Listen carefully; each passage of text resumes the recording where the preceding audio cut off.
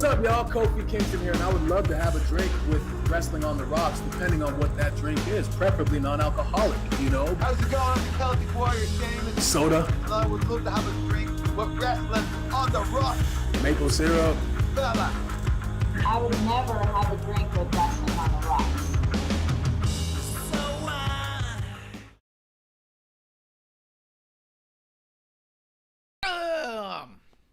To episode 1 of Wrestling on the Rocks. That's right. This is where every show is our first show, and every episode is episode 1.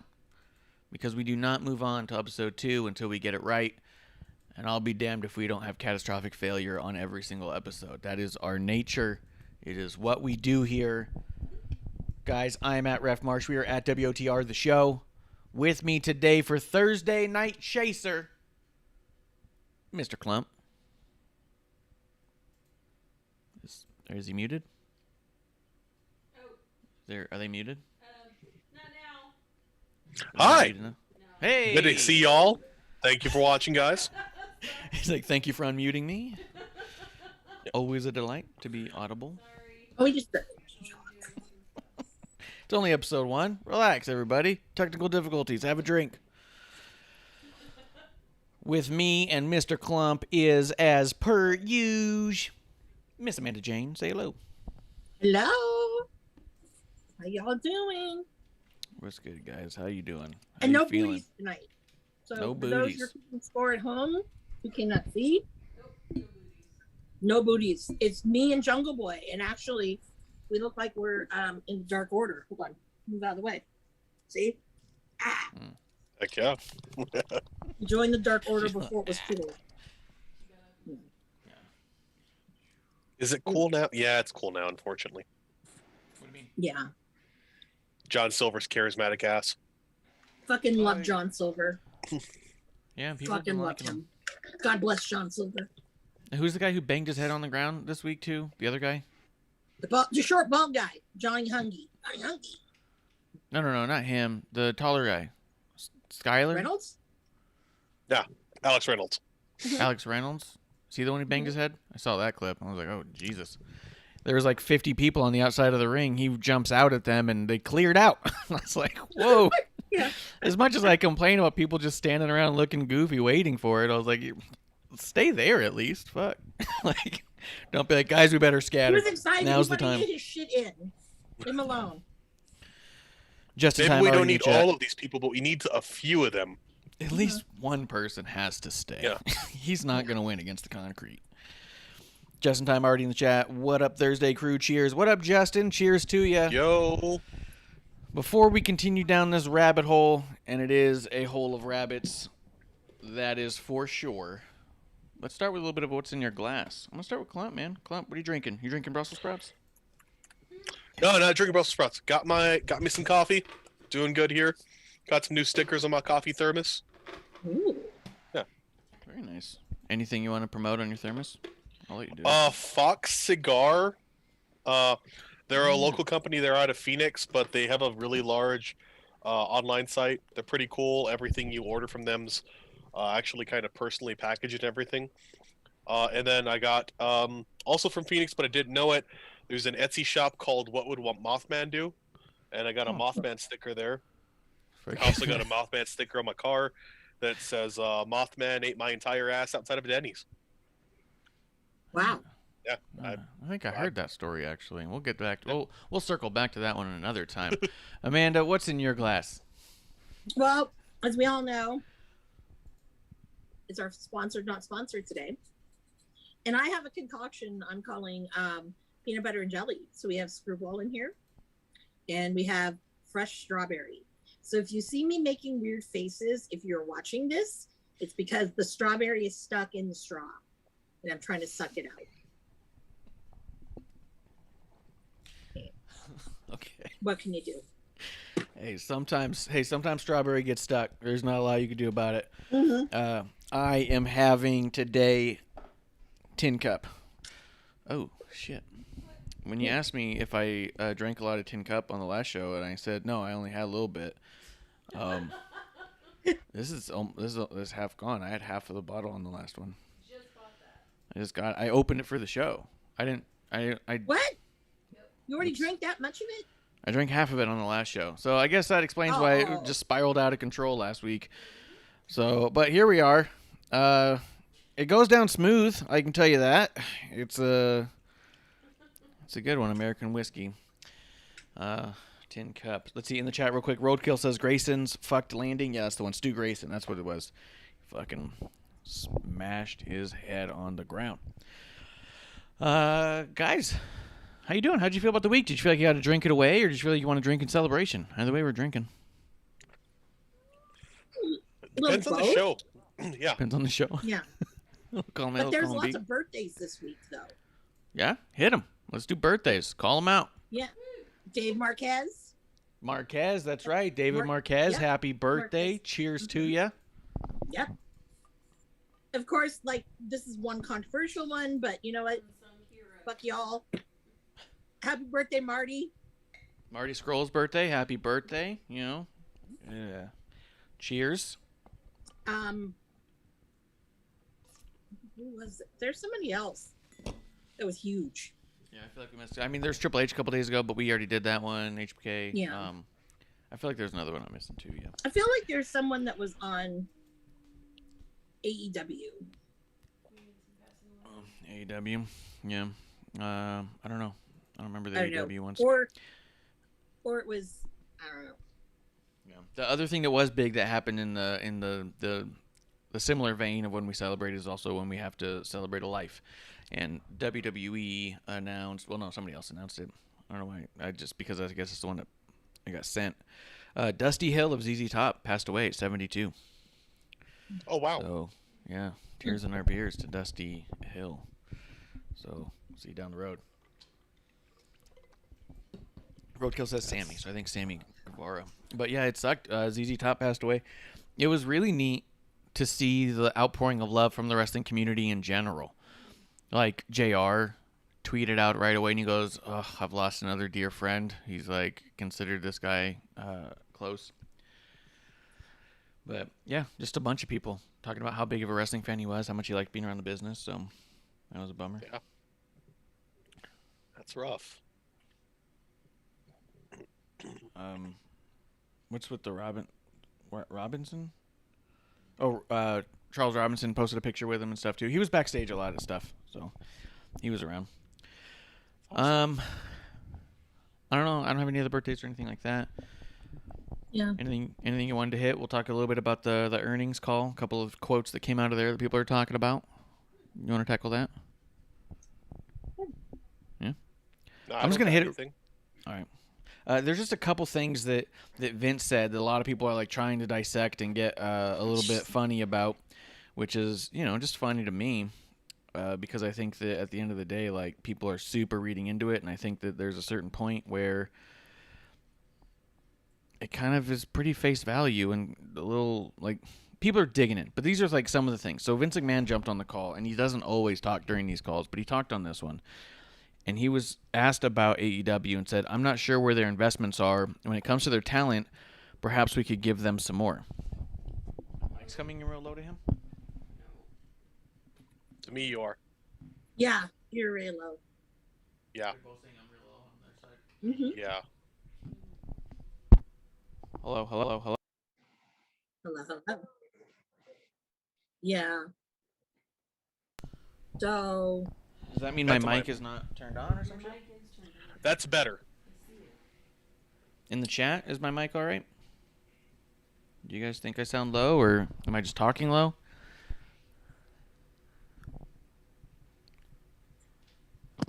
There you go. There you go. It could Coming be back you on. talking low because you're reading it off. Like right now, it's a little bit clearer. Yeah. But it was kind of hard to get the details of what you're saying. Okay. I might have been talking to the side of the mic. So what was said in the earnings call was, he said, "I'm not sure where their investments are in terms of AEW." And he goes, "When it comes to their talent, perhaps we could give them some more." He also was quoted as saying, "I don't consider AEW competition in the way I considered WCW back in the day, not even anywhere near close to that." And people are like really throwing this around and trying to dissect it and saying, "See, Vince doesn't give a shit about talent. This is a cold thing to say. Why would he say he'll just give them more talent?" And it's like, the fuck? And then like they're like, "Oh, how could he say they're not competition?" And it's like, I don't know.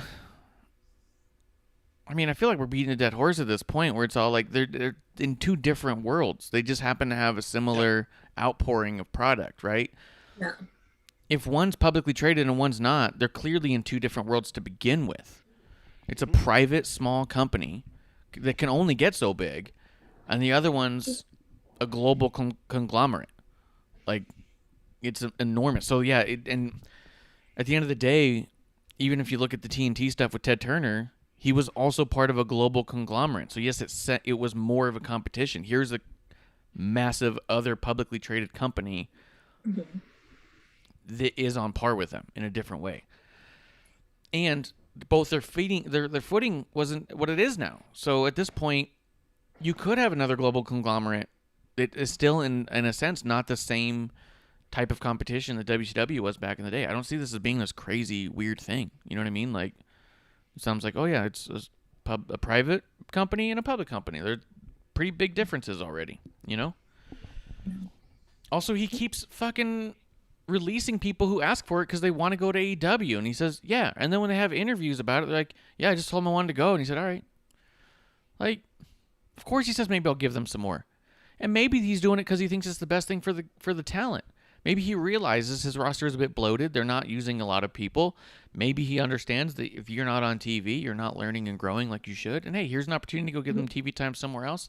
They can make massive money. We're going to be here doing our own thing. We'll be fine. You know what I mean?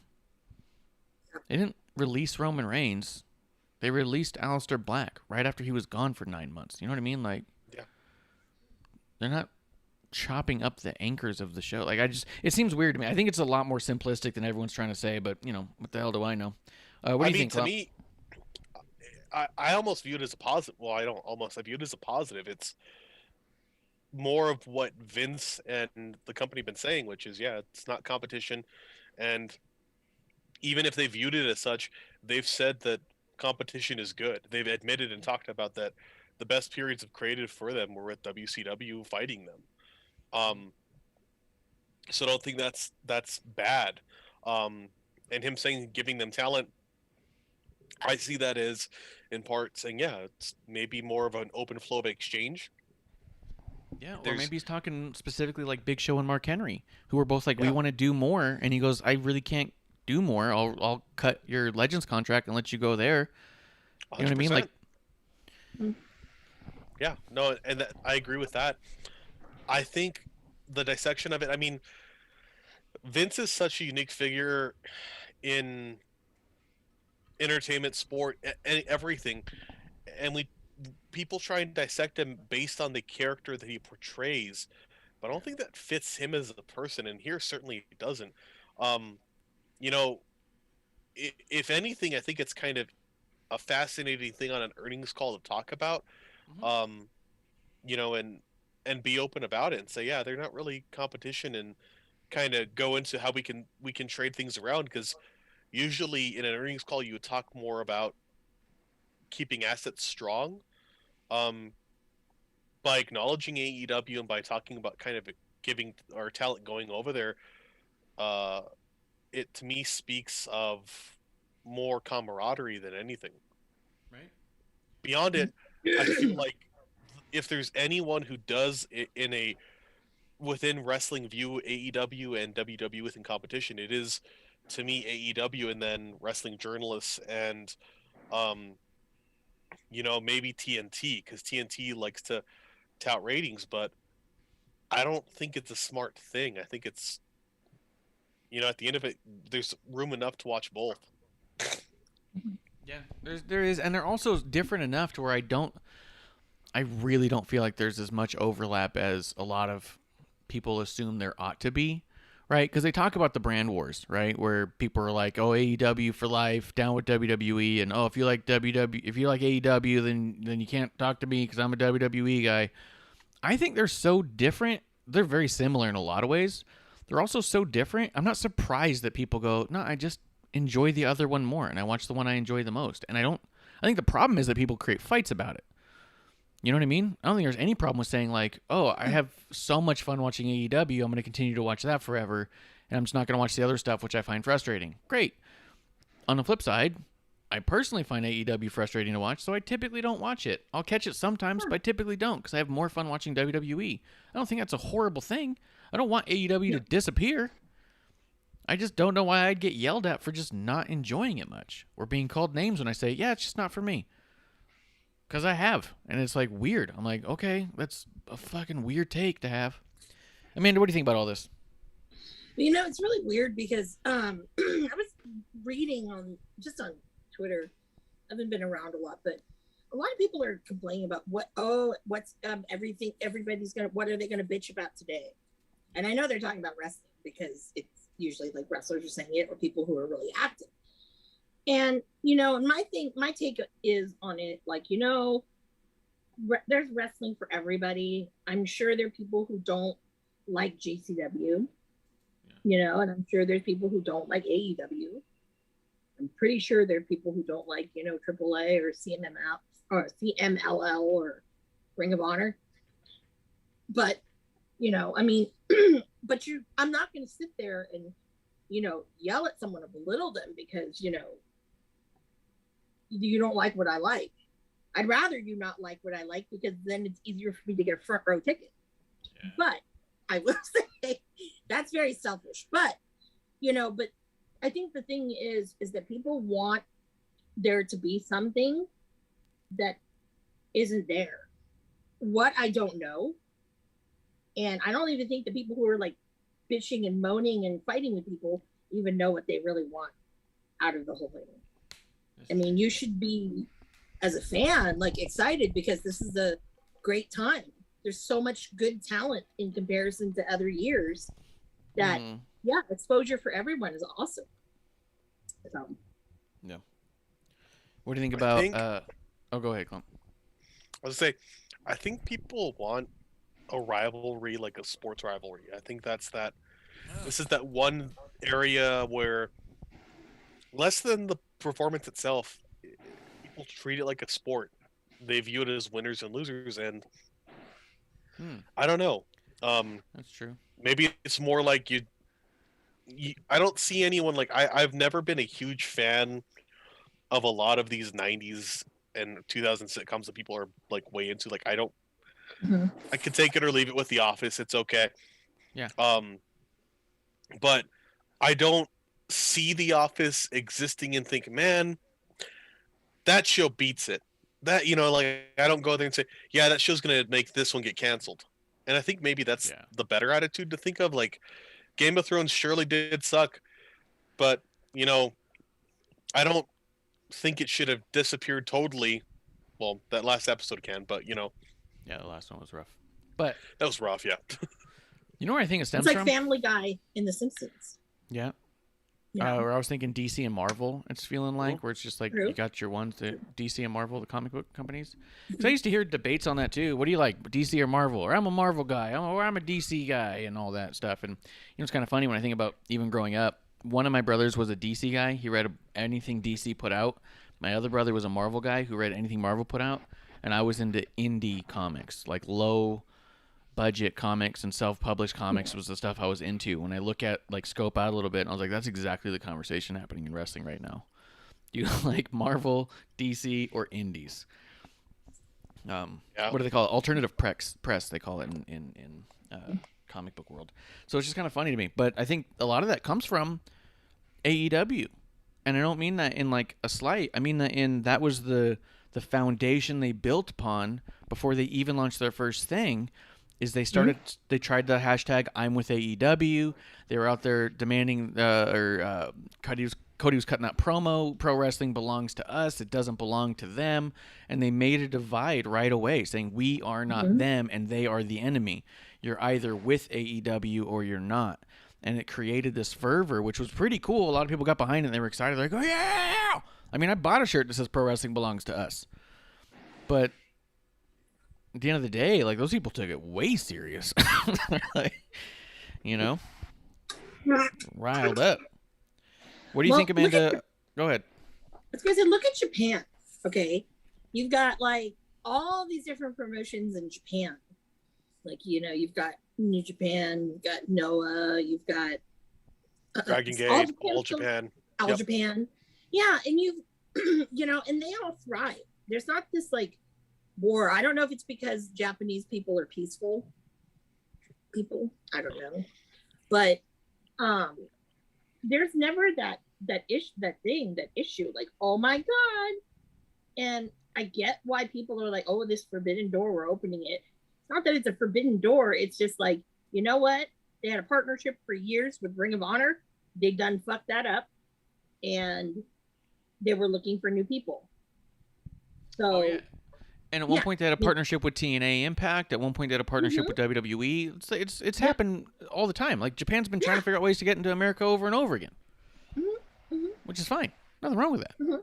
But it is weird to name it the Forbidden Door like you're the first one to do it. I mean, literally every other wrestling company has done it before once. Yeah, there's no neat. big deal. Now, what I think is a big deal is the main event this week on Dynamite. That's a big deal. Having deathmatch like that. Well, deathmatch light. But we'll talk about that later. Diet deathmatch. Diet deathmatch, nice. Amanda, what did you think about the stuff with Vince McMahon saying he doesn't consider AEW competition and he could send them more talent? Because we kind of like we bypassed you on that one. You know, he doesn't give a fuck about anybody. He doesn't care. As long as he, like with Vince, it's like as long as he's lining his pockets and his family's pockets and whatever, good for him. I mean, you know, as blunt as it sounds, like, yeah, like, you know, they're not competition because honestly, they aren't competition. Because you've got this man who's built this empire, and then you've got a guy who's using his father's money to build things that he likes, you know? So it's kind of like, okay, you have a guy who really is a construction person, and you have a kid playing with Lego. You know, that's the big comparison. And it's like, you can't say that, you know, like, why would it bother him? And to be honest, and to be fair too, if any of those guys, Cody, the Bucks, Kenny Omega, whoever, all those EVPs, do you think they could have done it without Tony's and his dad's money? No, not even. They couldn't even have a little fucking, you know, like, I hate saying this, but like fucking bar wrestling. At least Joey Ryan, you know, had a good promotion. He fucked that up for himself. But, you know, I mean, he had a good little thing going, and it actually started with a couple of wrestlers. Yeah. But they wouldn't have been able to do it. I think they could have done something like that, but I don't think it would have gotten bigger than anything like that. Like, I think that was as big as it wouldn't have been big. No. But they had to find a sucker for it to be big. Yeah, I do think it's funny because I was thinking the exact opposite. I was thinking that Vince McMahon at this point has become so sentimental in his old age that we talk about it all the time, where we keep doing things and seeing stuff that's like he's just trying to have these feel-good moments left and right, that I feel like that there's a certain part of him that sees AEW doing what they're doing and thinks, yeah, it's of no concern of mine, and I don't mind sending him people to help them, because wouldn't it be nice if that was successful as well in its own way? If he thought it was an actual threat, he wouldn't talk about it this way. You know what I mean?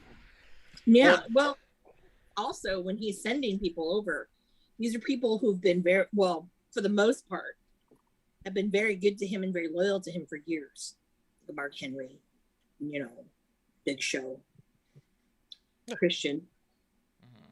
You know, so, you know, you got to think about that one. Obviously, Aleister Black, that's a whole other ball of wax, or Malachi Black, or whatever. That's fucking Tommy End. I'm sorry. I'm not gonna let that go. So, I think that's where he's a little okay with it, because it's like, these are people who are loyal to him, and if he can't really use them, why have him on his payroll when he can slough them off someone else? Because at the end of the day, it is about the dollar. No, yeah. Go ahead. Doesn't matter where you cut it, you know? I mean, I also think, like, I think somewhere the truth kind of lies in the middle between both of you guys having that perspective on Vince. I think he has so much money. He's making a pretty steady stream of revenue at this point, that he has the ability to, like, the money's always going to be coming in, so he can do things that really are sentimental or he doesn't really care about, and act in a rather unique way, because it is also WWE isn't a show. It's it literally is a network, and I mean that in the sense of like you you know you make a show. You're not worrying about you worry about your cast and your seasons. He can do reunions. He can do interviews. He can have people talk, go across, do this and do that, and just hey, we can do it. The talent's there. He's got so many revenue streams built off nostalgia alone. Yeah. He can do that. He can just focus on that Yeah, if he and let's not wanted to. forget- Whereas the other person is, yeah, I don't know. The longer I talk, the longer Tony Khan occupies space in my mind, the less happy I get. So funny. But like also in the same call, they did say that they plan on putting out more scripted outside of the ring programming. So I don't know what that's going to look like. I'm not sure if that's more of like the backstage type stuff, or if we're looking at like actual TV show things, like the story times and stuff, or the old Legends house. Mhm. What's the Rolling Loud? I mean, that was outside of the arena, but it was definitely in a ring. I think they're talking about like shows, like making themselves like a production company where they have like a sitcom somewhere, or you know what I mean. Like, I think if you kind of think of it that way. So even then, like, yeah, of course it's not competition. It's like, we're not only are we global, but we're also like getting into a lot of other stuff, and they're just really focused on the one thing. You know what I mean? Which is, there's nothing wrong with being focused on the one thing. I think a lot of people should focus on one thing and become great at it. So, in the chat, real quick, Kiro saying that he has some news. So, cheers to Kiro for coming through. He said he found that fooling around with Xbox internal store with some dev tool access. WWE 2K22 is listed as coming this year. It's listed as both October and November on internal store code. You know where it was also listed that way? On WWE TV, where they have commercials for it that says coming in October, which has happened the past several weeks. So I believe that that's probably true. That's their intent to release in October.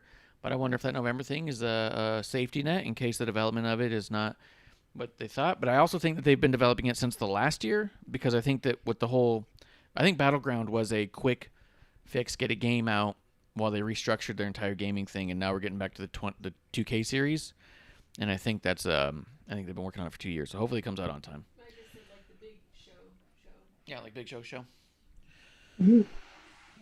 Let's see. Chaotic Red Fox coming through says, "Hey y'all, cheers to Red Fox." No.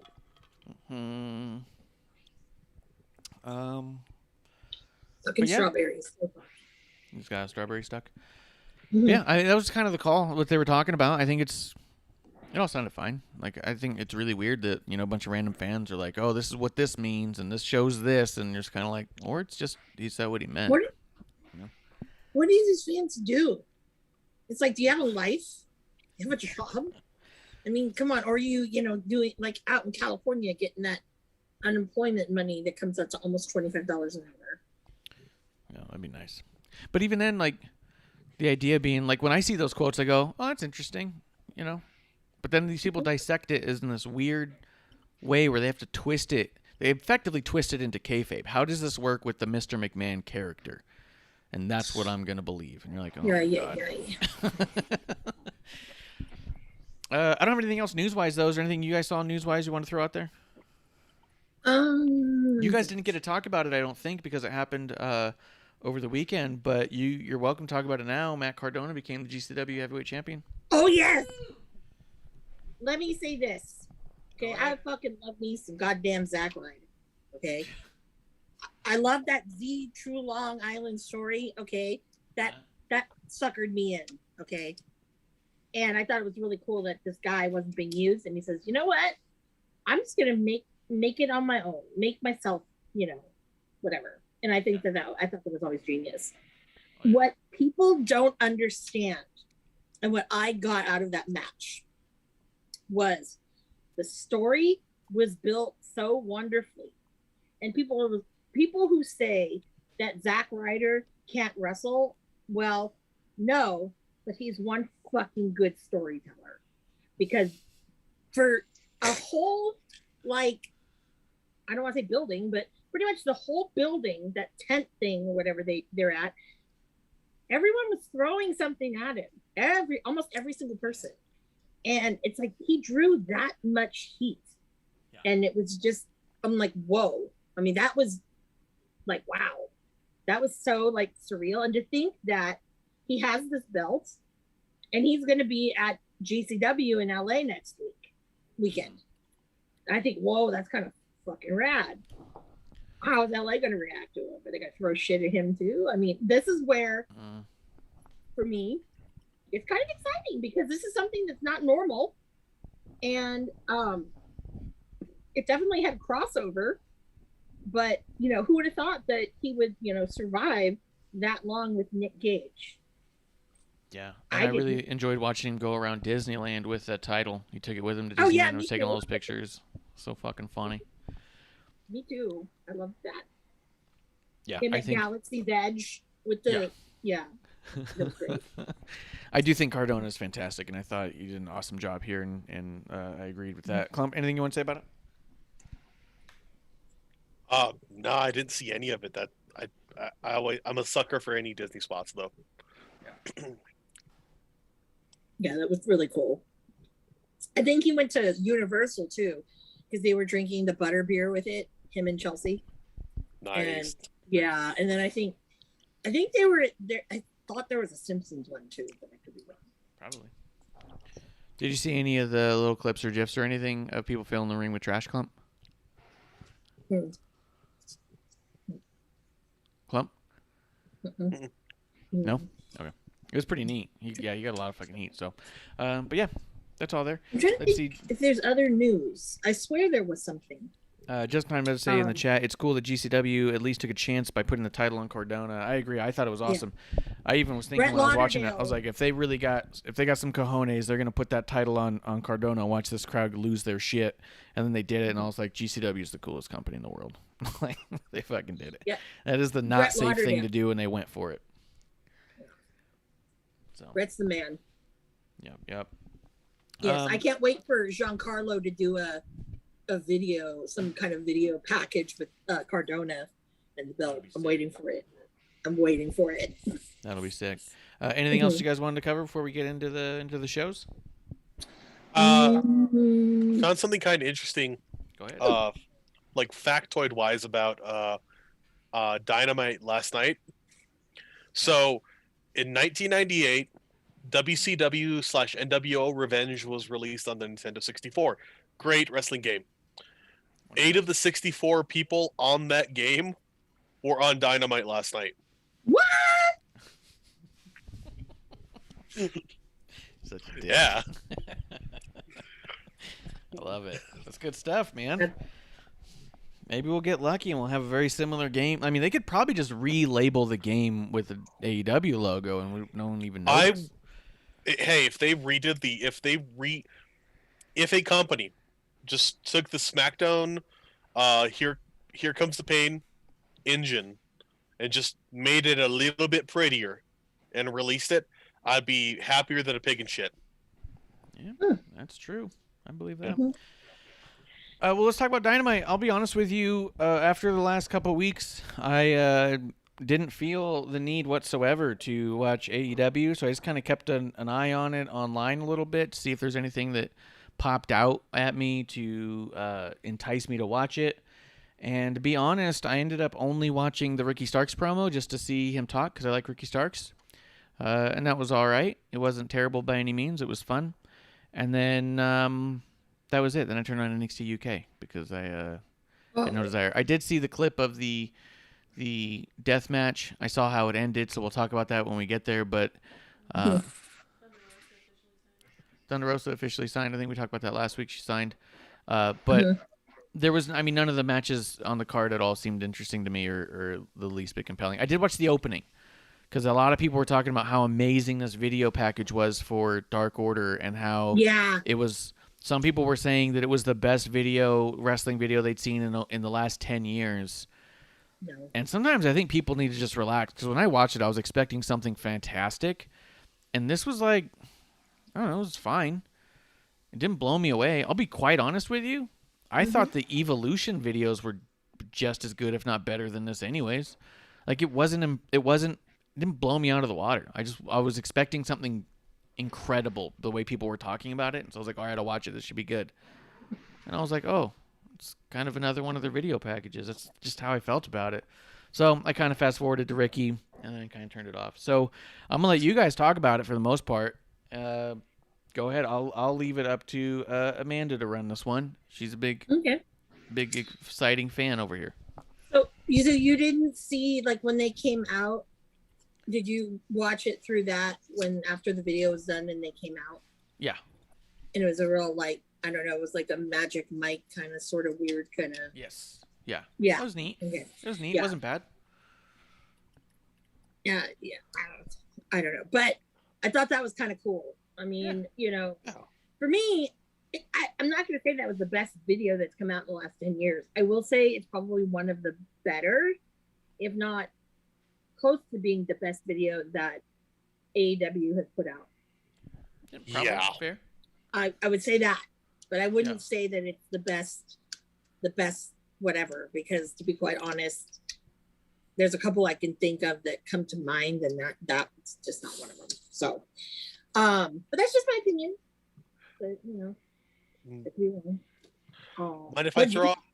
Yeah. So I was similarly. I don't think it was the best like wrestling entrance into the past years. There've been amazing ones. Yeah. I think it was one of the better ones AEW's done, and it was also surprising because it wasn't occupied by a member of the Elite. Because that, to me, it was what I immediately took away. It was like, they put some money into somebody who's not Kenny Omega or the Bucks, Cody, and then I think also what immediately followed it was one of the shittiest, most annoying, frustrating, stupid, cash grab, ridiculous, dumb entrances I've ever seen in wrestling, and I'll fight someone on that. I'm sorry. Like, I know you work with Time Warner. I know you're gonna promote stuff because everyone does that. WWE does that, even though they aren't owned by other companies. They'll bring people on for shows. Oh, they'll fucking do it. But every single week, if it's Kenny coming out, if it's the Bucks, they have to have some silly entrance, and they're not silly anymore. They're not creative. They're not unique. Like, they're different. You kind of want to see it, but they've gotten lazy and dumb. You've said it a lot in criticizing AEW. It was a talent show entrance for a middle school. I didn't see the entrance. Amanda, what'd you think of it? Well, first of all, yeah, it was. I had to laugh because it was probably like just that horrible. It was funny. One thing I did was thinking, because it had that one song that a lot of people use in sports. All I could think of was that cheerleading movie with Kirsten Dunst. Bring it on. Bring it on. You knew that too quickly. Sparky Lasky or whatever. Spirit Fingers. Should have been award-winning. I was waiting to bust that out. I was waiting for it. It didn't happen. Greatest films in the last 50 years. Mm-hmm. We should all get matching Bring It On jerseys. No. Klump, Or I was waiting for Julia Hart to come out and be on top of the pyramid. Oh, all right. But yeah. That would have been better than what happened. Yeah. Micah is in the chat. He is saying the monster video from WrestleMania 30 blows most, if not all, video packages out of the water. Yeah, I just think it was overhyped. By the time I saw it, I didn't get to enjoy it the way that it probably should have been enjoyed. You know what I mean? Like, all I saw was this is the greatest fucking thing. So I was like, oh my god, there's been such good ones out there. But when I saw it, I was all like, oh, huh. You know what I mean? So I think it was overhyped for me, and it kind of spoiled it for me because it sounds like, and I won't argue the idea that it's probably one of the better ones that AEW's ever done. They are getting better at them as they go, the less they have Darby do it himself. Justin Time does say the Elite's Space Jam entrance was so cringe. And Kirill says, Yeah. what's the average age of wrestlers in AEW? Well, it's hard to say because half of them are in their 70s, the other half are in their teens. No, there's a lot that are in their 40s. Just okay. Klump, what were you gonna say? There's a lot of them that are having hair issues, whether that be it coming in because of puberty or losing it because of old age. Yeah. I wish we had that Keeps for Men sponsorship that some people are getting. No, I was gonna say, like, it was cringe as fuck. And as you guys were talking about it, so the Elite's entrances, and this is, I'm probably gonna get some shit for this. They feel like New Day entrances that were rejected, or that, hey, we got to come up with this in 5 minutes. Yeah. They don't. Yeah. I like did whereas see the that New little Day will. shot to. Oh, go ahead with the New Day. I was gonna say, whereas the New Day will have an entrance or a promo or an event that'll have like a touch point on, pop culture, something like that. They think about it well enough, they work on it, and it still is woven into what they're trying to convey. The Elite, it just is like it's like a shit parody movie, like where they don't make jokes, they just throw the reference out there and expect you to laugh because Michael Jackson touches kids. Like, they don't make a joke, they just have it present. Dude, that's what I'm saying. Remember I used to call it That's So Wrestling? Yes. Let me see. I'm trying to read over. It's really hard with the cable like this. I was also going to add. It says that it's number 30 on E! Weekly's list of the 50 best high school movies. Oh, he's talking about Bring It On. Hell yeah, dude. Yeah. Initially unimpressed with the film, giving it 2 out of 4 stars, Roger Ebert later referred to it as the Citizen Kane of cheerleader movies. That's hard to argue.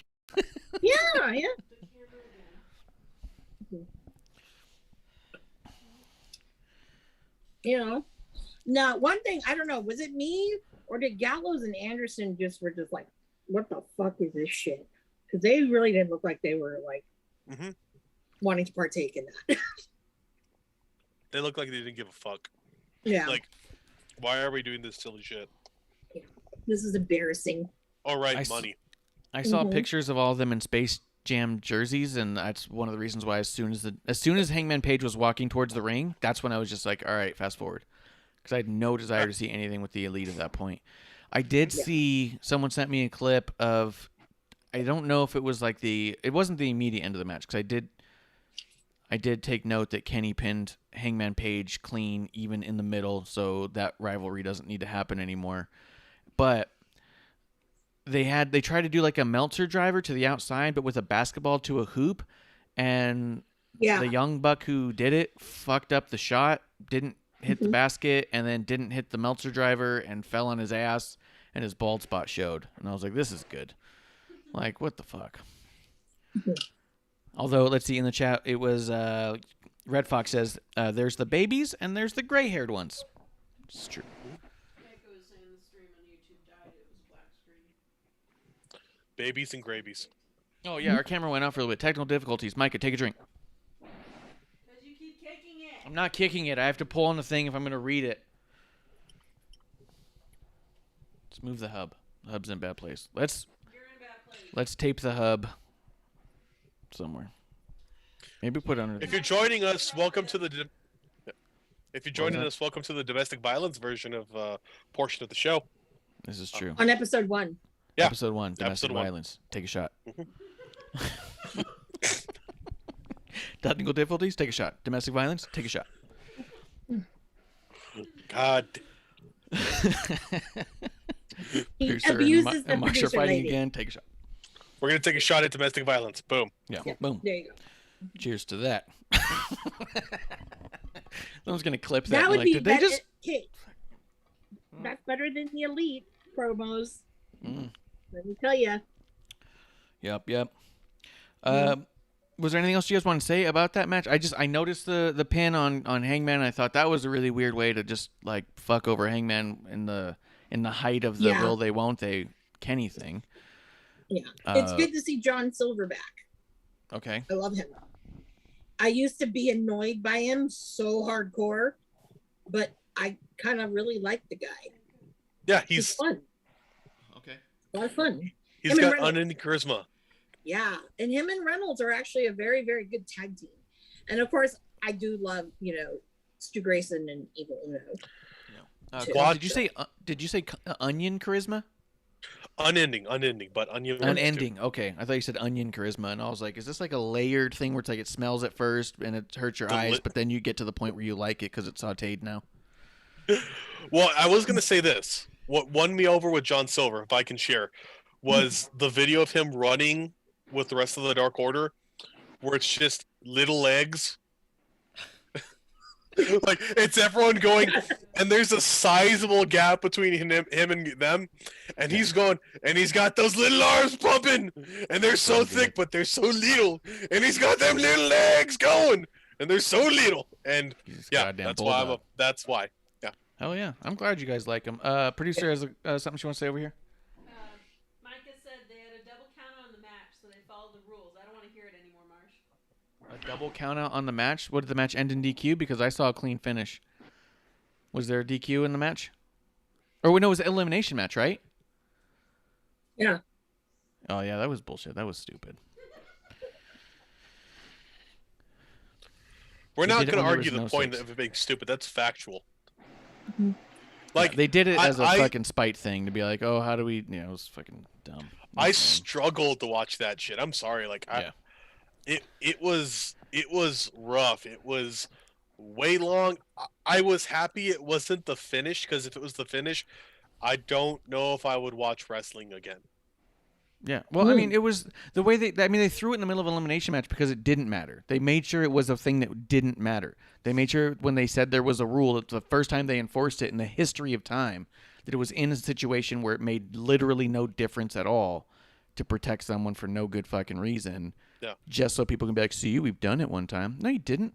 The match ended in a clean pinfall. An elimination happened due to double countout to protect people, and it was stupid.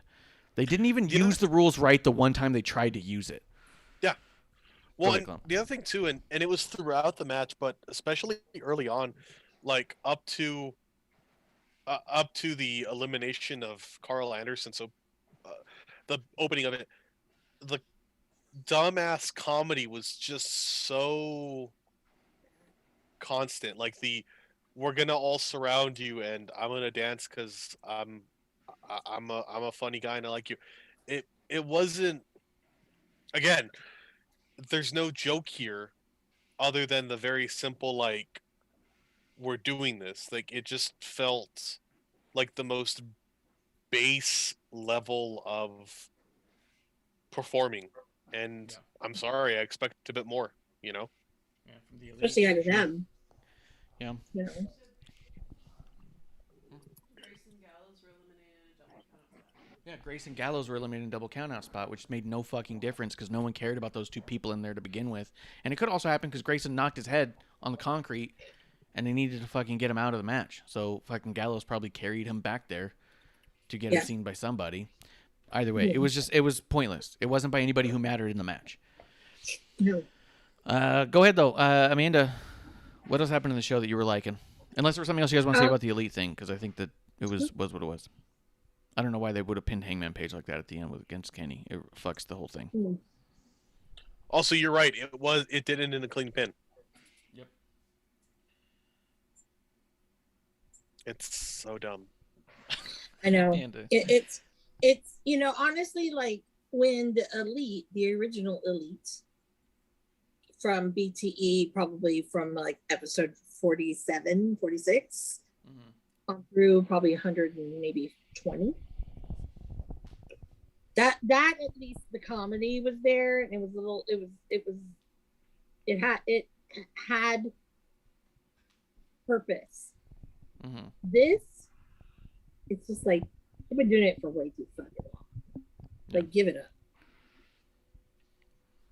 up. Anything else happened in the show that you were particularly fond of? Of course, lots of things I was fond of. It was a celebration for our new FTW champion. Yep. Yeah, and it I was like really- the horns there. Yeah, total New Orleans. I thought it was great. sad that Will Hobbs could not be there. It's because his flight got canceled. Oh, So it sucks. his connector. So he got stuck. That's what happens. That's what happens to, in this pandemic travel age right now. Because I think that quite a few of the roster actually didn't show up because same issue. Flights were canceled. I know that's why the Lucha brothers weren't there. But, whatever. But I think that segment was, it was great to have Ricky on the mic. I'm going to say this. It's not the best promo he's ever cut. I don't want to say it was the worst. But it wasn't as good as it could have been. That's kind of how I felt about it. I didn't think it was his best, but I didn't think it was bad. I thought it was, above average. It was decent. It was just a good little segment he had. I wouldn't even say it was above average. It was not his average. Well, average no, but promos. It was me. Yeah, it was me. But I don't know. I don't know. Maybe I'm just hypercritical because of my friend. But I will say that when you saw the promo, and I think I had said this on episode 1 before, that he's gonna get really, really bratty and like over the top, and it's gonna end up pissing off. It's gonna piss everybody off in Team Taz. Yeah. So I think that the seeds are planted. And no, I was not told any of this because he doesn't like to tell me anything because he doesn't want to spoil it for me. No. So I'm like, okay, whatever.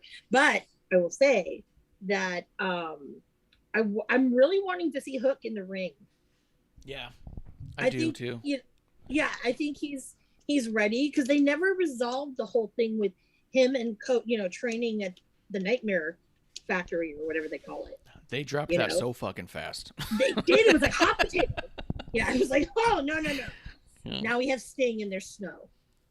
I feel like Taz says stuff on the mic, and then he goes in the back, and they go, "Yeah, we're not going to follow through with that," because I feel like it's always Taz's promos that he cuts where they just drop that thing forever. Like Hook being a part of the Nightmare Factory was like all of one day that Taz just said it on the mic one time and they never revisited it. When he came out with the FTW title and said, "I'm not leaving until we make this a thing," and Cody comes out, which looking back on it might have been a fucking shoot, as they say, because he just comes out and he's like, "Dude, what are you doing? We're not doing this." Like almost to say like, we've talked about this. Like, yeah. And then they just dropped that altogether. Like, poor Taz, man. He's all like, "I'm going to get them to do a thing." And they go, We're just not. Yeah. Well, I think also with Taz, there's so many fish in that pond, and I think that they've given him, with Hobbs and Starks, they've given him 2 people that really can, develop under him. Yeah. I mean, Brian Cage, I never understood why, but it is what it is. But because I'm like, he's a name by himself, and he didn't have to, job to all these people, for whatever. I agree. But I also think that the best thing for Brian Cage is to just be away from Taz's faction. Like he should just leave it. He should just ignore everything Ricky says and move on. I don't know that them being stuck together in a story to get. What's gonna happen? Brian Cage is gonna beat the shit out of Ricky, and then what? You know what I mean? Like, I don't need that. Let it be what it was. Hey, man, he got one over on you. You broke away anyways. Just, you know what I mean? In kayfabe, I mean, in reality. Well, my thing is, it's like, bro, obviously Taz didn't even want you having the belt anymore. So, come on now. Mm-hmm. Get it clear. Micah said Hook looked jacked. Yeah, Hook looked jacked. Yeah. So the idea of him wrestling is getting close, I'm sure. Yeah. So, I don't know, but it'll be nice to see, what happens with that. Klump, what do you think about it? I like the idea of the segment. I didn't see this because I was shaving. I know, right? You have to stop. Don't say it. Come on. You knew we were going to talk about this.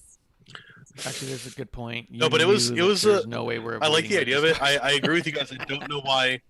I've never gotten why Cage is with the rest of this group, other than somebody doesn't feel confident in him, but he's got it. Yeah. He's not like by no means is Cage bad. He's fantastic. So it's just kind of weird. And now, yeah, he's a bit down card because he's lost his shit. Yeah. Yeah. Yeah. He's lost a lot of momentum, I think. So he's got to rebuild. So, dude, I saw literally not a single tweet about Lance Archer's match here. He had a match, right?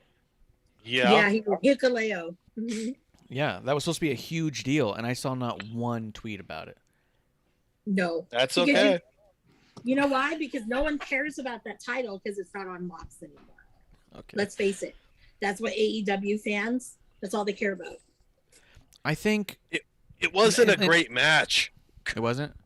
No, In hindsight, it was, I think that Moxley lost the match to Lance because I think Lance will go back to Japan, and I don't think Mox will anymore. I think Mox is done traveling to Japan. But he's going to face Tana with the good hair. When? Okay, I will say when I thought that at first, because I did not hear the actual Tony Khan's actual thing, right? Because all I saw was the video of Tana. But I was thinking, oh my God, they're going to do a show with fucking New Japan. Holy shit. Right? And I was thinking, oh, we can have this match and this match. No, it was just Tanahashi, which is fine. Don't get me wrong, because I love Tana with the good hair. Okay? I do. And yes, I've touched his hair, and it was like petting a unicorn. What about butt? No. Tana's about his hair. Yeah. I mean, And the he's man. He does got a good butt. Yeah, that's true. I've heard that. I don't know. I've heard that. I don't look at that. I'm too involved with Oh, his hair. bullshit, Amanda. No one's buying No, that. I'm serious. Off I'm on serious. butts last week. Last week No, alone. I was not looking at. He's got a No. 10 of 10 ass. Yeah, see? Who? Tana's No. got a 10 of 10 ass. He No, got he no. does He not. he does. No. Then how? Then you're looking at his butt because you're judging it. No, I'm saying I look at his hair. I don't look at his butt. If you But I disagree don't with think my it's a 10 out of 10 rating, then because that no means one you have would your look own at rating, and we that. need I to would know what it talk about is. and have it behind me. But no. And And the also, background's gonna be Tana's ass. no, it's not going to be Tana's It's going to be his ass, but we're going to Photoshop his hair on top of it. Oh God, no! Leave his hair alone. And also, the reason why I'm saying it's not a 10 out of 10 is let's go there. I can say this because I'm Asian. Oh, okay. We didn't stand in line in the butt department. Just saying. So no matter how many squats you do, yeah, it'll be a little, whoop, but not, whoa, it's a globe. Like, Yeah, but he's got clapping cheeks. He's got clapping cheeks. no, Okay. Klump, you're like really disturbing me now. Now, That's what I'm here for. this is the moment that Klump's finally tipped the scale for you. Yeah, that's entirely why I'm here. Oh boy. Wow. Klump just stands up I'm and gonna takes a have quick nightmares bow. And he's like, "You're welcome, all." Yeah. So, is that like one of those? Is that part of the drinking game? True. To like a Klump offend somebody? Not offense. What's the word she used? Disturbed. Disturbed. Yeah, Yeah. Klump says something disturbing. Take a drink. Let's see. I didn't see much else. Was there other stuff you guys want to talk about on the show apart from the main event? Otherwise, we'll just go into the main event. Good to see Thunder Rosa out there. Of course, she's so goddamn over.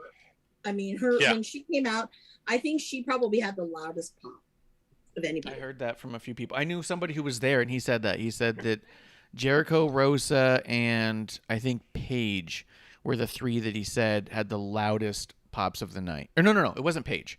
Nick Gage, Jericho, and Thunder Rosa were the three that had the largest pops of the night. Just something to note. Just something interesting from somebody who was in the audience. I thought that was cool. I think Nick Gage, there were a lot of people who normally would never go to AEW, but they love themselves some goddamn Nick Gage. Or anyone who's seen the what is it, the Dark Side of the Ring, or the Yeah. interview that you were talking about, and you Yeah. know, it's it's like very. I don't want to say it's endearing, but Nick Gage is for the intriguing. children. It's Yeah. intriguing for people. Before we hit the main event, though, Klump, was there anything else on the show you wanted to make sure we talked about? What the hell happened to FT? Was it Dax that got hurt? In the Yeah. What happened? You know, I was trying to figure that out too, but I think his arm. Yeah. And the metal part on the turnbuckle between the pole and the actual buckle itself. I think I don't know, it either like got sliced somehow with it, or I don't know, because I was trying to figure that out myself. Yeah. I was upset by it because I thought Santana and Ortiz were putting on a fantastic match with them up until that. Then because of that, the ending was rushed. But I was like, "Fuck, that looked so like they looked so good." Yeah, I was very impressed with that, and then that happened, and I'm like, "Oh, that must not be good," because the way it was rushed, I was like, "Oh, something must have happened." I like that. I like that Dax tweeted earlier, and he said, "If you're messaging me or anyone for that matter to find out Cash's status, so you can write it in your newsletter, fuck off. I thought I was gonna watch my best friend bleed out, and you want something to write about." It's like, yeah, get off journalism. Wow. So he's alive and he bled a lot. Thank you for giving us the heads up, Cash. Yep, those are the two notable moments of that. I bet people you know what I bet happened to as soon as he tweeted that? They wrote an article about that tweet. That's exactly what probably happened, because that's how those articles are. You heard it here first. He bled an awful lot, terrifying amounts, and he's okay. And he's like, "Did you read the rest of the tweet, man?" Like, that's Somebody awful. bled out, That's yo. terrible. Yeah, If he There's cut a himself lot that of bad, blood I didn't see it. they're not. I didn't see it, so that's terrible. But the match itself was going fantastic up to that point. Yeah, no, the I'll be match, right back. the match was great. It was, JR was giving a lot of praise to Santana and Ortiz, so I was like, Yeah. let me watch, and I was like, yeah, they, slimmed down, looking good, moving a lot better. I personally don't really give a shit about Conan. I've never really cared about Conan, but in this role here, working with them, it makes sense. Worked. Like they're working together well. Yeah, no, it was good. There was a lot more serious, so we didn't see the silly shit like taking a bump or falling on someone, like Santana Ortiz had done before. You were just like, okay, chill out. It was great. That's cool. Yeah, it sucks for Cash. So, obviously get well soon. Take care of that. Sucks for everyone because it sucks. Like you're coming back, you're getting time, and then somebody gets hurt. That's not what you want to see. Yeah, I'm seeing right here. Santana knocked Wheeler off the ropes. Wheeler immediately held his arm and walked toward a trainer at ringside and did not return to the match. So yeah, he must have. Yeah, you could see in the crowd like a reaction, like, oh shit. Yeah. Oh, yeah, that sucks. Yeah. Yeah, but I mean, at least when he comes back, they'll be able to do their match the way they want to, and it's gonna be exciting. It'll be cool. Oh yeah, 100%. Dude, listening to Tony Schiavone this week, I'm so over him. He comes off as such a cartoon. He sounds like a fan pretending to be an announcer. He doesn't sound like an announcer anymore. The way he screams at Sting is a cartoon. I get what you mean. Yeah, and he doesn't sound like an excited fan. He sounds like a smart fan going to the thing and being like, I could do commentary. I mean, oh no, not the drums. He hit the drums. Why would they do it to the drum? What did the drum do to anybody? And you're like, the fuck is wrong with you? Like, yeah, he doesn't sound like when you watch the old WrestleManias and they show WrestleMania All Access and you see the kid with Michael Cole doing commentary. You're like, that's cool. He sounds like a 16-year-old bigger brother. Like, oh no, I got this, and just okay. Who also thinks he's being funny, and he also talks like someone who doesn't really watch wrestling. He doesn't come off like a McAfee. Like, Pat McAfee sounds like a super excited fan. I know this shit, and I fucking love it. Tony sounds all like, yeah, I guess I could. I mean, if I could phone it in. I need a job. You guys are paying me, I got right? it. Yeah, I need a job, and it's not like it matters. Like, that's what it feels like. And I was like, fuck, man. I know people are like upset about JR when he makes his flubs, but that doesn't bother me one bit. I'm not even bothered by JR when he gets frustrated, but I am getting real bothered by Tony Schiavone sounding like a child pretending that he watches wrestling. And like you said, like Big Brother, it's Big Brother style. Like if you're watching it because you like it, and your Big Brother's behind you, being like, "Not the drop," you know what I mean? Like you're like, "Shut up, dude! I like this show." Exactly. Go do something else, Chad. Yep. Leah Moonlight coming through saying, "Oi!" I'm just kidding. It's the hand up thing again. I'm excited. Amanda, how do you feel about Shivani on commentary? Oh God. Well. All right. 3 for 3. Well, when he is on Elevation with Paul White, I don't mind him at all. Okay. But there's just something about when he gets up there with Excalibur and JR that I don't know. Shivani kind of just, I don't know. He either goes like mentally to another place, or I don't know. But it bothers me. He goes mentally to another place. Yeah, it's true. I mean, I see that. I'm like, when I think of it, I'm like, man. Sometimes I'm like, what is Shivani smoking over there? I mean, is he like going behind the curtain and puffing on something? Because damn, I don't know. So right, cool. So we're all in agreement. Yeah, I mean, but with Paul White, he's totally fine. Huh? It's like how Marsh does not like Excalibur, right? Yes. Excalibur is fucking great when he's with Taz on Dynamite. Not Dynamite. I mean Dark. Yeah.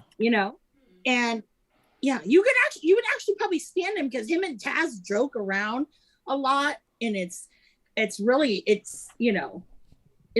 fun to listen to. That's cool. I personally would love to have Taz on the main call up there, but maybe they're just all trying to. What? Producer? Oh no, go ahead. Oh, maybe they're just all trying to get that spotlight, and it's the big show, so that's kind of what it sounds like. Maybe, I don't know. No, I it's think they're Paul all White just... now. Yeah, it's Paul White. No more BS. Mm-hmm. Let's see. So, was there anything besides the main event? You want to talk about main event, or was there something else? Because Klump, you were kind of getting into some of it. I'm trying to think of what was on. There was the Darby Allin CM Punk tease. Oh, you know what? Even if you say you're the best in the world, I was like, yeah. I'm kind of bored with Darby Allin, to be quite honest with you. Yeah. Him and father-son moments. It's old. Yeah. Mm-hmm. Yeah. Get something new. Not impressed by it, but what else? Was there something else? Let's see, there was a Britt Baker thing, that Lance Archer. The Christian Cage and Matt Hardy thing, which I wasn't. And that was Thunder at me. Thing. And then there's Thunder Rosa's thing. Did you care about that? No. Britt Baker came out, cut a promo, which is decent. Okay. What about Moxley's promo? I saw he had a promo there, and so did Miro. Mm-hmm. Were those good? Mm-hmm. Now he keeps mentioning his wife in his promos. Who's he? Who is he? No, Miro. Miro? Okay. Mm-hmm. So if he keeps talking about his wife, then Lana's on her way. I think every promo he's cut recently, at least for the last 4 episodes, he's mentioned his wife. He just says his wife. His hot wife. My hot wife. My wife.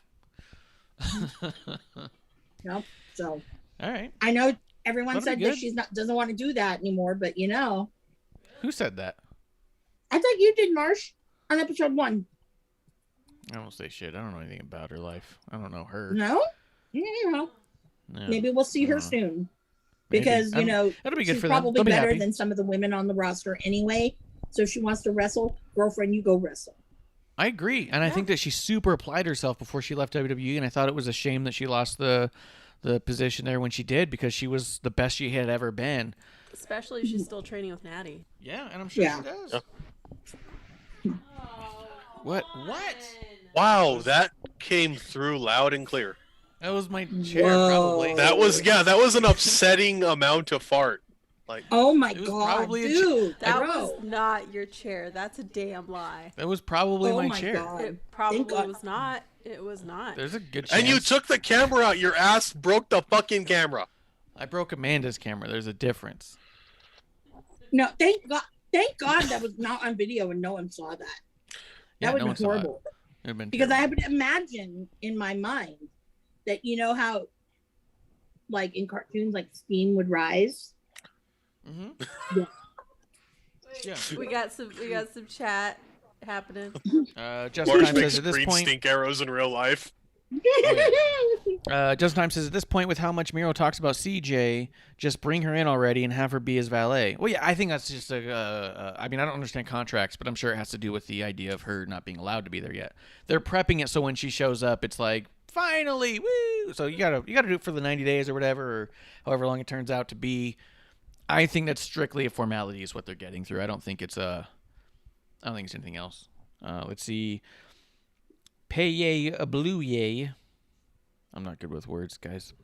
Says probably from how good New Wave coffee is. Was it the squeaky chair? I mean, it is really good coffee. I will say Flow State Coffee is specialty grade coffee with L-theanine and rocket cow for productivity and creativity. And I would also say that it has better energy, focus, and mood than a regular cup of coffee. And I would continue to say, while decreasing the negative side effects like anxiety and blood pressure. So if I was you, I'd probably go to newwave.co and use promo code CHEERS to get yourself a subscription to New Wave Coffee. That wasn't right at all. What are you talking about? Were you more focused today after having your entire mug of New Wave coffee? I was focused on particular things, yes. Yeah, no, it was How are awesome. you doing that's inappropriate? Is that like our transition into our other sponsor, Blue Chew? No, baddragon.com. Once you get focused and ready to go, Blue Chew's got you covered. No, Bad Dragon. Or other. Okay. Hey, Once did you're you get a finished Bad off, Dragon promo code? Go ahead and get a black and AdamandEve.com. No, if you're a guy, you can go to AdamandEve.com and buy yourself Oh a fake my God. booty if you don't have a booty. What has happened? What But- has happened? But then again, that's false advertisement. That's good. That's All good. right, That's true. let's Let's turn talk this back main around. event. Let's talk main event. The Painmaker, Chris Jericho versus Nick Gage in a no rules match, they said. Like there was a rule before. Okay. All right. Not why only the was fuck- this just a no rules match, it wasn't even an unsanctioned match, which they've done a number of times when they go, there's just too many weapons here. This time they literally brought blades and glass light tubes, and this time they're all like, it's fine, we sanction this, we'll just make it no rules. Like there were like, I just don't like the way they don't know how to do stipulations to just make it make sense. They just say a thing and everyone Yeah. goes, yay! Just make it make sense. When you make every match that has a chair shot into something more and more escalated, you get to a point where it's like, fuck it. This would be one where you should just like name it something ridiculous and crazy, but no. A no rules match. Yeah, no rules match. Clever. I wouldn't have thought to word it that way myself. I'm pissed it was not sponsored by Outback Steakhouse. Because they don't have No rules in Outback? rules, just right. Okay. I memorize slogans for popular family chain restaurants. Yeah, I'll see you at Outback as soon as we're done here. We're gonna meet up over there. I'm good for it. Let's do it. Okay. Here's my question. Yeah. Why the fuck was Aubrey the ref? Okay. I don't think she's ever done deathmatch. The only two that I think would have been qualified would be Knox God damn it. or oh God, why am I Bryce Remsburg? Yeah. The Almost reason a she was the reason she's there, I'll tell you right now, is because that she does every one of Jericho's matches because Jericho surrounds himself with who he thinks is the most popular person to get that kind of exposure as well. He thinks Aubrey Edwards is the most popular referee, therefore she is in all of his matches. They did an interview before about it, of the two of them, and he was talking about it, and he's all like, oh yeah, it's great, you just get it, like if you're not supposed to do anything, you just don't do anything. And she goes, and I would never do a DQ during a match, like why would I ever do, who wants to see a match? And he goes, yeah, see, you get it. And I was like, what the fuck is happening? He's like a Skeksis. Yeah, Skeksis, more essence. As mean as your hot take was, it's not as bad as mine. So I'll let yours Hit it. rest. No, go for yours. I was saying because she's a sycophant and her contract says that she has to be in the last fucking hour of the show. Oh, that could be. I wouldn't be surprised by that I either. would put money on that. Oh, in her contract, because I don't know why she has the podcast. She's not that great of a podcast No. host. Somebody like, oh, she's amazing. We need her. Sign her. And she or a great agent was like, get these things. Yeah, like it's insane. She's not. She's not great in any role. I've not been impressed by anything. No, not her as She was a guest also or as a host. trained by a child molester. That's true. Mhm. Yeah, Sexual that's true. deviant. Yes. Yeah, but well, He's got more than one case. Don't lump sexual deviance in with child molesters. Like legal There's sexual differences. deviance. He was both. Just put criminal. That's fine because that's Yeah. a good point. Well, no, but he That's a was good never charged. Yeah. So Well, let's see. But anyway. Paye, it does say, does that imply that blades and light tubes cannot be used in traditional DQ matches? Are you saying by my wording or theirs? I'm saying by calling it a no rules match, it implies there's a difference between a no DQ match, which I think they really were just trying to get to an unsanctioned match.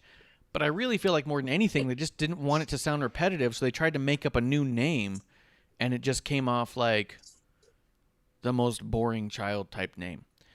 Yeah. You know what I mean? This sounds like when kids make up, it's like, I'll do like a no rules. That sounds catchy. I'm like, no, it just make it an unsanctioned. All your other main events with weapons have been unsanctioned matches. Why did this one have to be a no rules? Like, well, and if you're trying to build up this as like these trials of Jericho, name it something different. Like, give it something cool. Go all out. Be like, this is the, make it like sound like some Greek like something out of a Greek, tragedy. Yes. Yeah. Yeah. Or call it like a slice of your life match. Give it some sort of fucking flavor. Nice. But no rules just is dumb. But anyways, regardless of that, what did you guys think of the match itself? I'm going to be honest with you. I skipped it. I didn't watch it. I watched the end where Jericho throws mist into Nick Gage's eyes, hits him with a sloppy Judas effect, gets the 1-2-3 clean win over Nick Gage in 8 minutes. So it lets me know that one, Jericho can't wrestle longer than 10 minutes. But two, Nick Gage isn't much of a threat. And we're moving on now to Juventud Guerrera, who we all know is the real threat in wrestling and a much more tough and obstacle than a Nick Gage deathmatch king would be. What do you guys think then of who comes after him though? Lance So Archer, we'll get to that. Lance Storm is going to be number 4 or 5. It's actually possible, and I'll tell you why, but let's It's his get to that retirement in a run. minute. It seems like it. But, I mean, it should No, be. it is. If I'm being quite honest, it should be. Yeah. He should finish The only reason here. I see it being Juventud Guerrera is they have this record going back, and I think he was one of his first matches in WCW. Yeah, I think so. Also, Well, the has Trials of Juventud Guerrera Hercules- done shit in 10 years? Nothing Yeah. since WCW that I know of. He's done some indies here and there. Yeah. That's not Signings. making it sound great. Because Well, Smash from Demolition's done some indies in the past few years. He's still 65 and should Those- be wearing leather daddy gear. Yeah, that Greg sounds the like a Hammer question. Valentine, too. Yeah, Greg the Hammer also been doing some indies here and there. But here's the deal. It is like this, like he's trying to go through all of his iterations, right? So this last one with MJF was just him, Inner Circle Jericho. This one was Painmaker. Hoovie's going to be the Lionheart Jericho. Then he's probably going to be the List or some shit. And then he's going to do some sort of Jericho probably. And his last match will be against Big Show or some shit. Like, who do you think that? I think that one of these quote unquote supposed signees is going to be the 5th. Why? He's got The no fifth? history with either of them.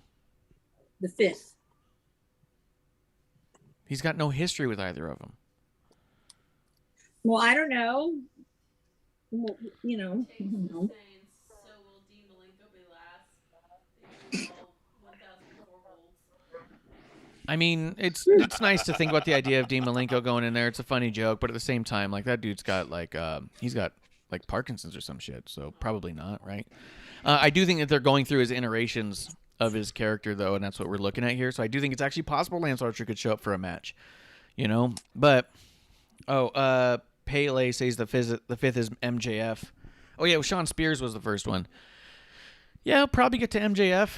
I don't know. Does he have to go through the 5 trials to get to MJF? So MJF's technically the 6th? Because that's what I thought. I thought he had to complete 5 matches before MJF is the 6th match, is what I thought. But I don't know.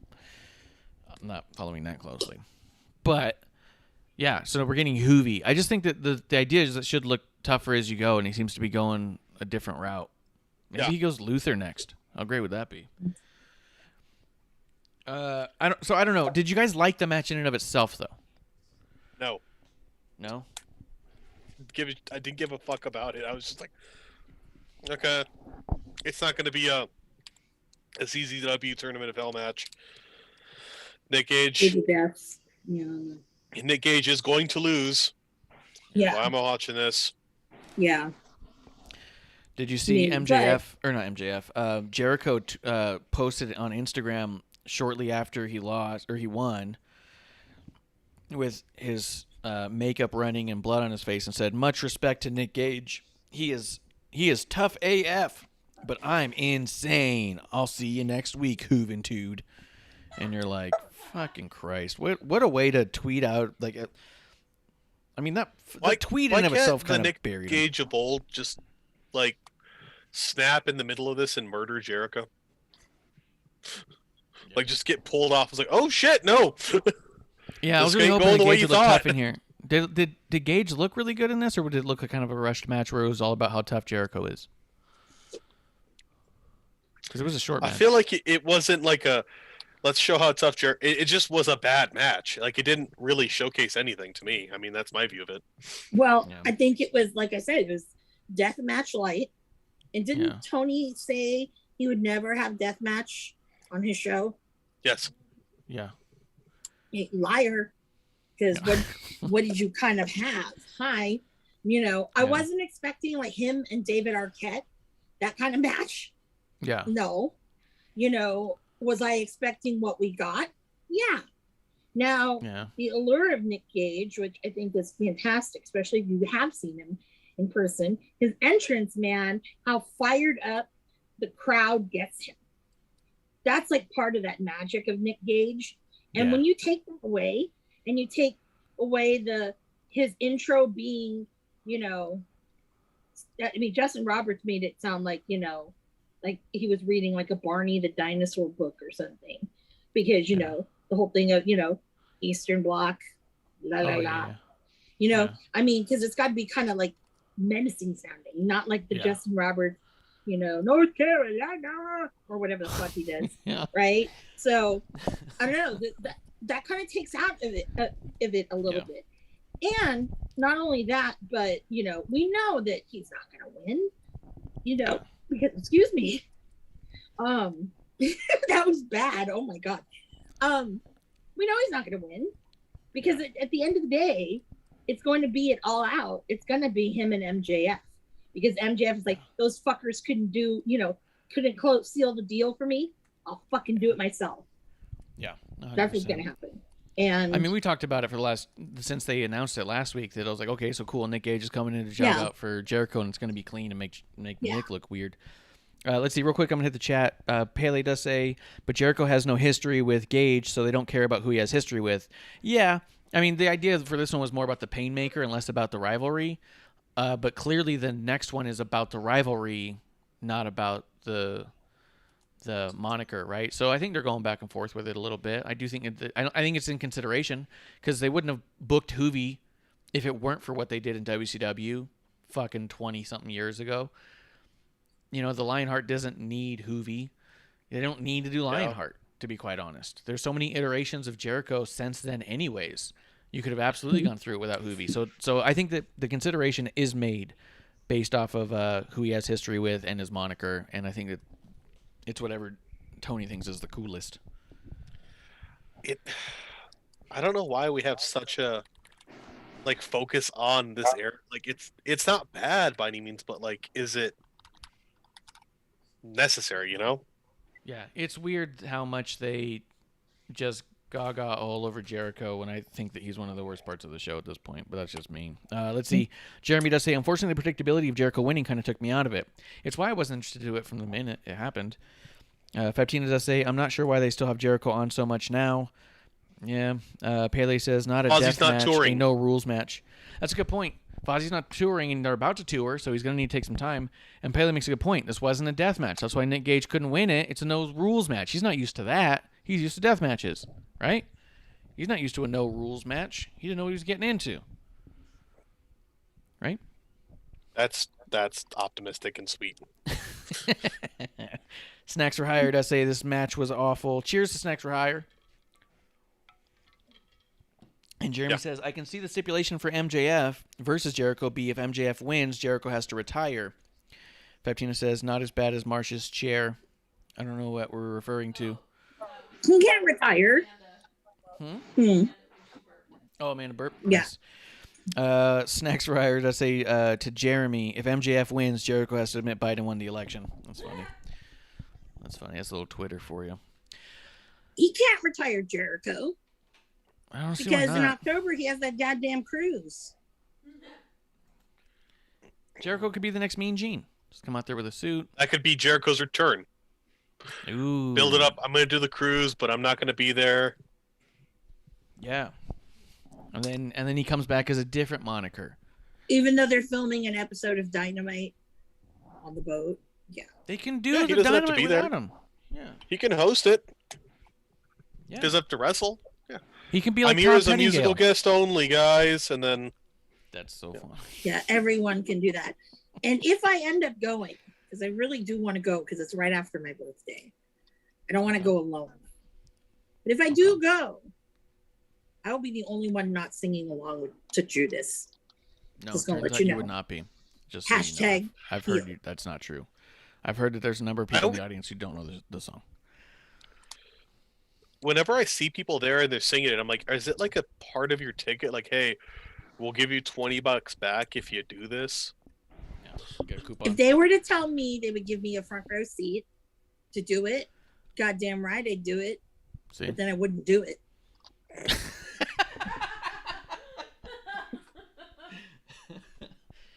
I was like, oh, I thought you meant sing along to Brian Cage's music. Oh, so sorry. I'm kind of deaf. I didn't understand. Got the wrong one. English. Let's see. Snacks for Hire does say he might retire for a year in quotes. Yeah, I can see that too. I don't know. We'll see. Was there anything else on AEW? You guys want to move on to NXT? I mean, I don't know how you feel about the. I mean, it sounds like I didn't watch the match, so that's why I don't have a lot else to say other than I thought Nick Gage taking the loss that simply was in that short. I was like, oh man.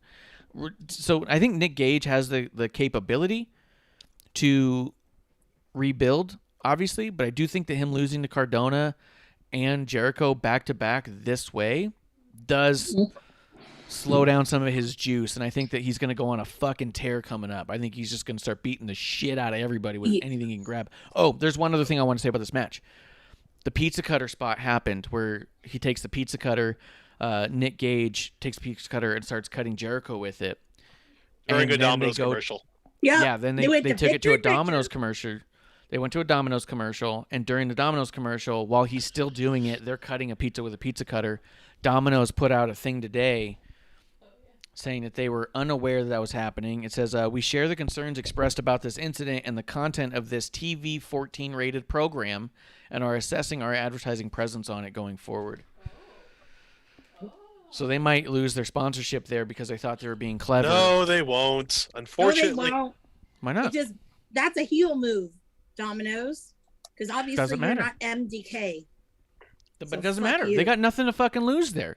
Like M&M's and sneakers pulled out of fucking WWE back in the day. Mattel pulled out of WWE back in the day. That's why they had to get a whole new fucking toy contract because of Barbie. They had the intergender match, and they said, hey, if we're going to sell Barbie, you can't have women fighting men. And so that's why they stopped doing it, was because sponsorships were pulling out. If you're a big enough company, you don't need a wrestling company. You just don't. Besides, they got Shaq, so they can get Papa John's. Oh, that's right. Shaq. So That is either way, unfortunate. yeah. But I'm just saying, they could easily Wait. lose that thing. It's Domino's, the Shaq- whole company doesn't rely on AEW's advertising. Wait a minute. So Shaq has 2 pizza deals. He does Papa John's and Domino's. What? Shaq advertises. No, he doesn't do. almost everything He in doesn't the do world. Domino's. He's actually a major. But Shaq does not do Domino's. Yeah, I was gonna say. He's a majority. He is not a majority. He's a minority shareholder in Domino's with controlling shares. He is like the face of their company now, and he is. Yeah. Yeah.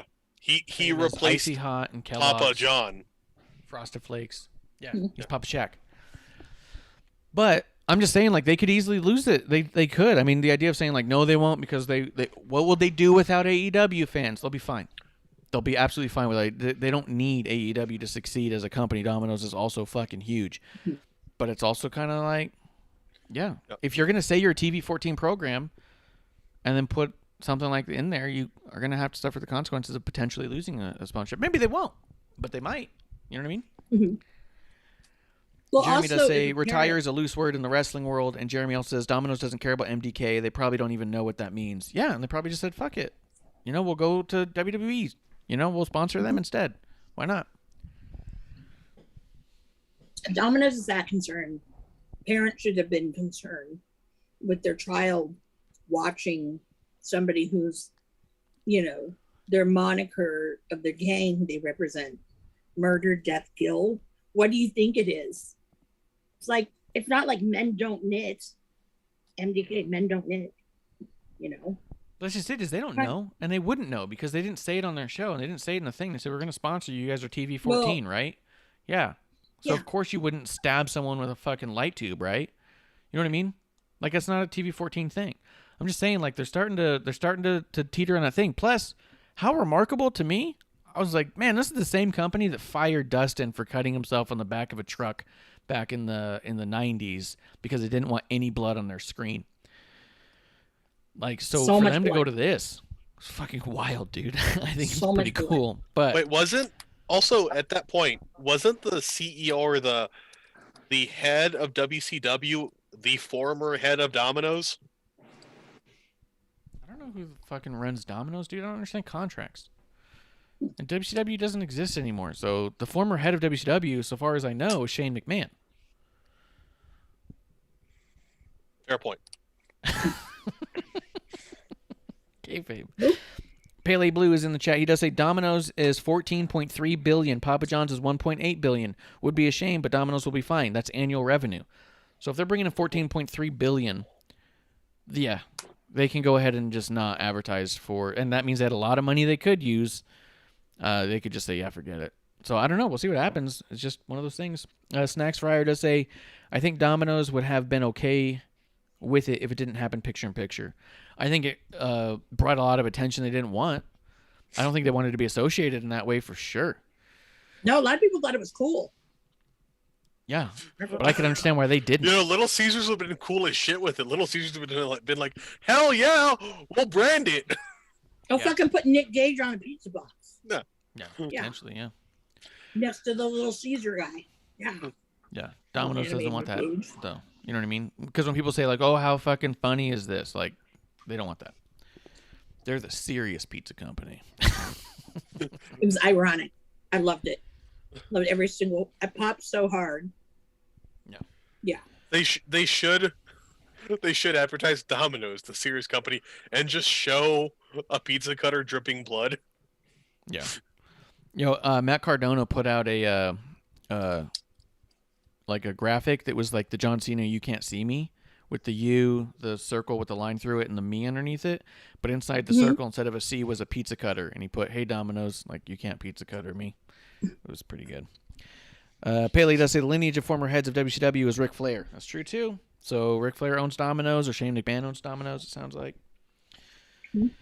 But yeah, so that happened too. Like and that was what I read was a quote from someone at Domino's. What was the name on it?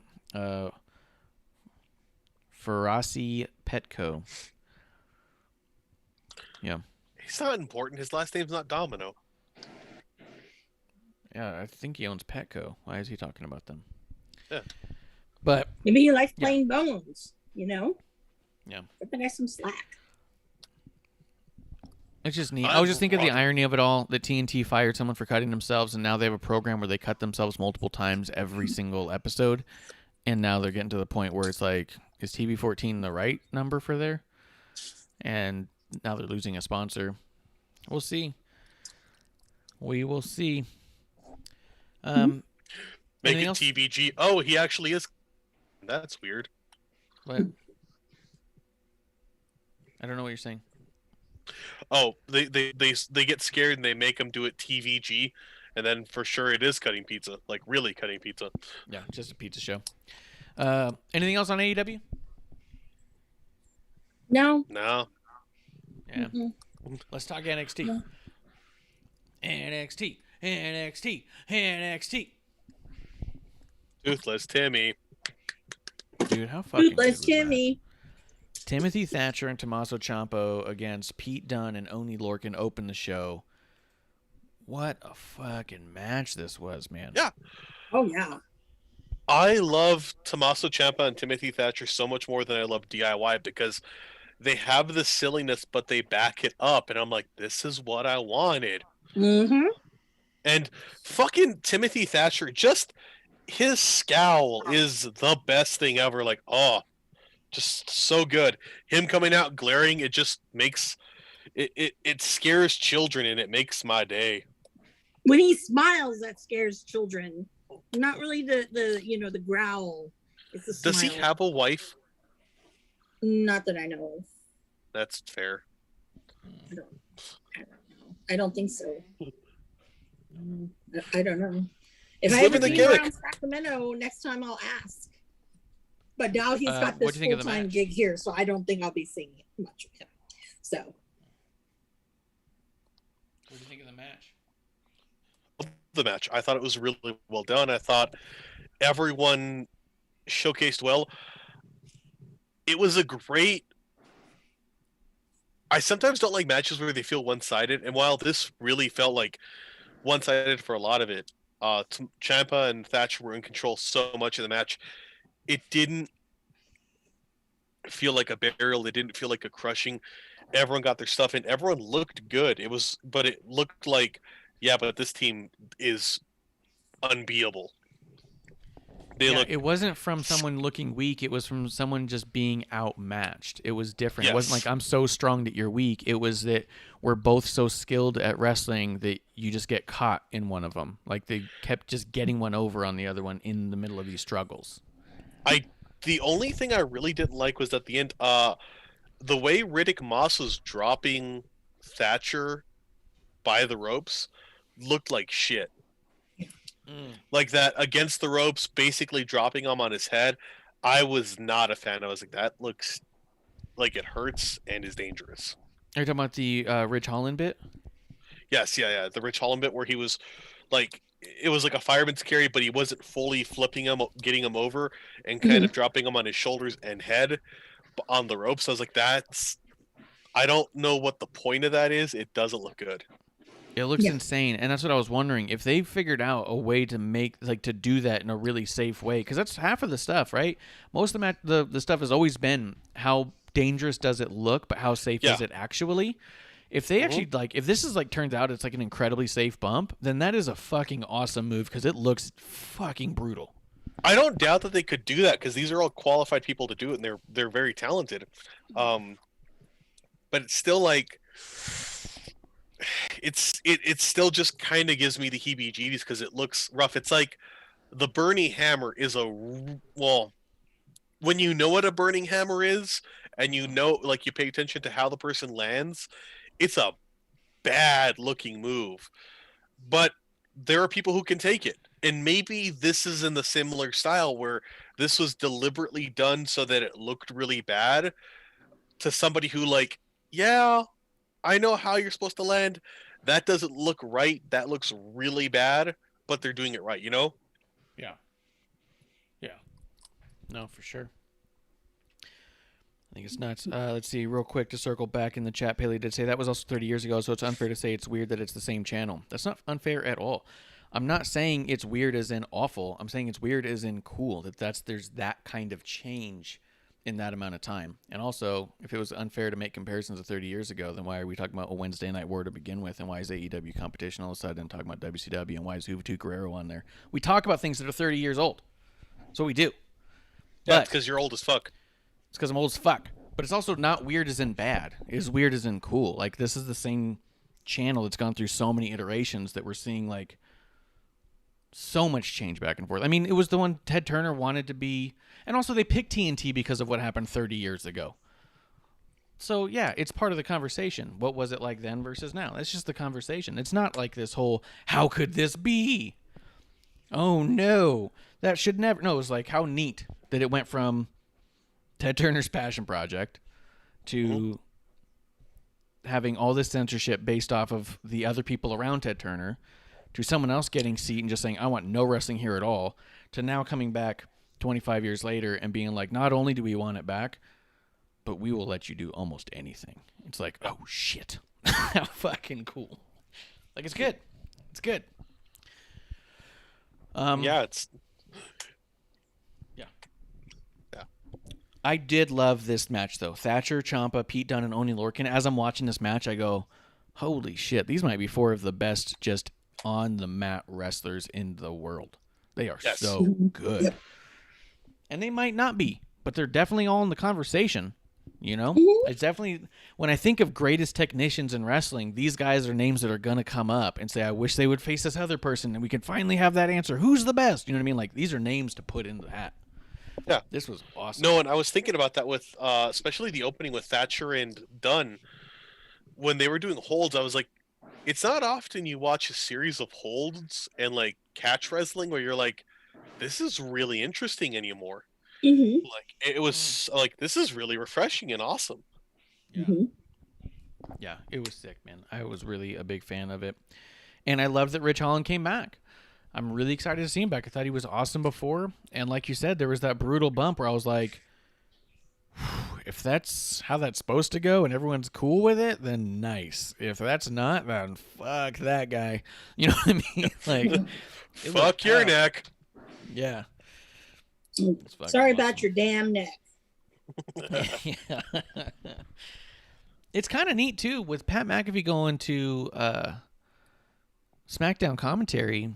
This little faction that's been floating about has just really become Pete Dunne's little thing now, right? Yeah. It's pretty cool. I'm into it. I will say the only thing I don't like about it is so many of them, and they got to keep working on it, but whenever I see Oni Lorcan, I'm like, damn, he's a hell of a hand. And same with Pete Dunne. It's like, damn, he's a hell of a hand. Yeah. Do more with him and don't let him be cursed to that. Mm-hmm. Mm-hmm. Yeah. I agree. Yeah. We'll see where that goes. I'm excited for it. I have no problems where any of that goes because these are all people I like to see wrestle as much as possible. Samoa Joe came out, had a 3-step process for William Regal, where he resigned as a special enforcer. He signed as an active member of the roster and then signed a match for NXT TakeOver 36 against Karrion Kross for the championship. This whole fucking thing was so dope to me. Although I did think it was funny that William Regal wasn't saying anything. And at one point, Samoa Joe said, listen to me. Just listen to me. William, listen to me. And I was like, he's not listening. He's just quietly standing there. Like, it was so, like... It was good. Like, But, go ahead. It was, to me, a fantastic way of doing a one-sided promo. Because, yeah, one person's talking, both people have the ability to talk, are very good at talking, but I don't care. And how good is Regal at facial expressions that said so much that he didn't even have to speak. Well, and like, I wish, and I'm sure so many talents wish they could go out. He literally set up a scene Like, he didn't have people go out and do it for him. It was there. He went and set out a scene that wasn't used, and it all looked impactful and badass. Like, who the fuck can go out, put up a table and a chair with a contract, taking their sweet fucking time, not sit down in it, and still look like a badass? Yeah, that was dope, dude. It was so cool. Amanda, anything on this one? You know, wasn't because pardon my ignorance, but wasn't Cross on Raw again this week? Yeah. Yep. Yeah, he beat the shit And out of didn't Keith he Lee. lose Nope. again? No. Nope, he He won. choked out Keith He Lee. won. Yep. Yeah. They're not mad at Cross. They hate Keith Lee. Well, we'll see. What? Yeah, maybe so. Yeah. Seems Keith like Lee it. is fucking okay. Keith Lee is good. That was I my love- takeaway. Yeah, Yeah. that's kind of what it seemed like. Yeah, no. No, I mean, I don't know why. Like, what? Why? Like, what's the issue with Keith Lee? I don't understand. Well, Call no, me it's stupid. I mean, it's purely because I would put money on it. Well, Cross lost to Jeff Hardy. Okay, well, we got to build him up because we have another brand that's on the same channel. Okay, well, let's give him a win. It's got to be an impactful win. Who's coming back and who looks good? Okay. Plus, they released And- all their jobbers, man. All their jobbers are in AEW now. Yeah. But at the same time, like you said, need to be impactful, but also it seems like there's something else going on. Keith Lee put out some sort of tweet that said, like, I've decided I'm going to tell a story myself because they won't. I'll tell you guys soon, and I don't know whatever happened since then, but it seems like something is happening. I don't know what it is. But it's interesting for sure. But yeah, so Karrion Kross won that one, and man, he didn't even show up on this show, did he? Yeah. Yeah. So he's just hanging out, doing whatever he wants. Let's see. Hanging and out. Go ahead. did Cross have that same entrance of Scarlet? Yeah. He just came out, kind of, Yeah, he sort just of. came out. Yep. Yeah. Which, I'll be honest, I don't hate it at all. Because I think it gives it room to grow some, and I think that it also makes you have to think about him and focus on him and not just be so distracted by a smoke show, as it were, right?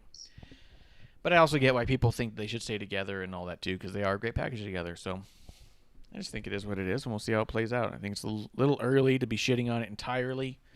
It's one thing to say, like, I prefer the other package. Another thing to say, well, this is it. His career's over now. So we'll see how that plays out. Yo, Klump, I know you saw most of the Hulu version. When I watched the Hulu version, it seemed like they kept in everything from LA Knight and Cameron Grimes.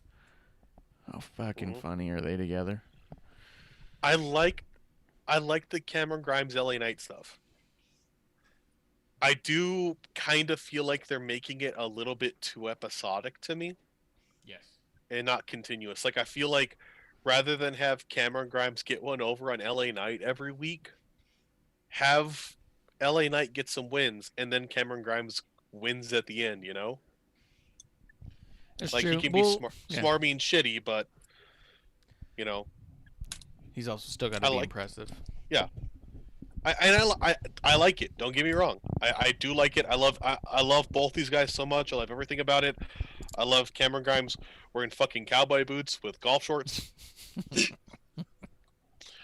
I've been washing your balls for 30 minutes. Yeah. How long you want me to wash your balls for? Oh, Lord. Yeah. The Ted DiBiase thing I thought was good. The Grizzled Young Veterans showing up. I liked how it all was done, but I agree. There's a certain level where you're like, okay, let's be careful we don't just beat this one to death. Like, yes, this week was fresh, but it could get stale real quick. I agree with that. How long before this feels like the Street Profits versus the Viking Raiders? Exactly.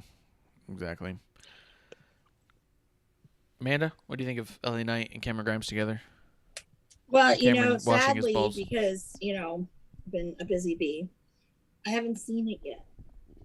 And I'm sad. But I see here that Cameron Grimes is wearing cowboy boots with golf pants. And I think they were, like bright green flag? No, his shirt was. He was wearing. Oh, his shirt was. Okay. He was wearing And like socks. super high post boy young Republican shorts. Nice. Yeah. But he also had like really high, almost like knee socks underneath his cowboy boots, like green good knee Lord. socks. Yeah, no, I have to go back and watch it. But with Klump saying that, it makes me think about it being episodic. Are they trying to make this like a BTE type of thing?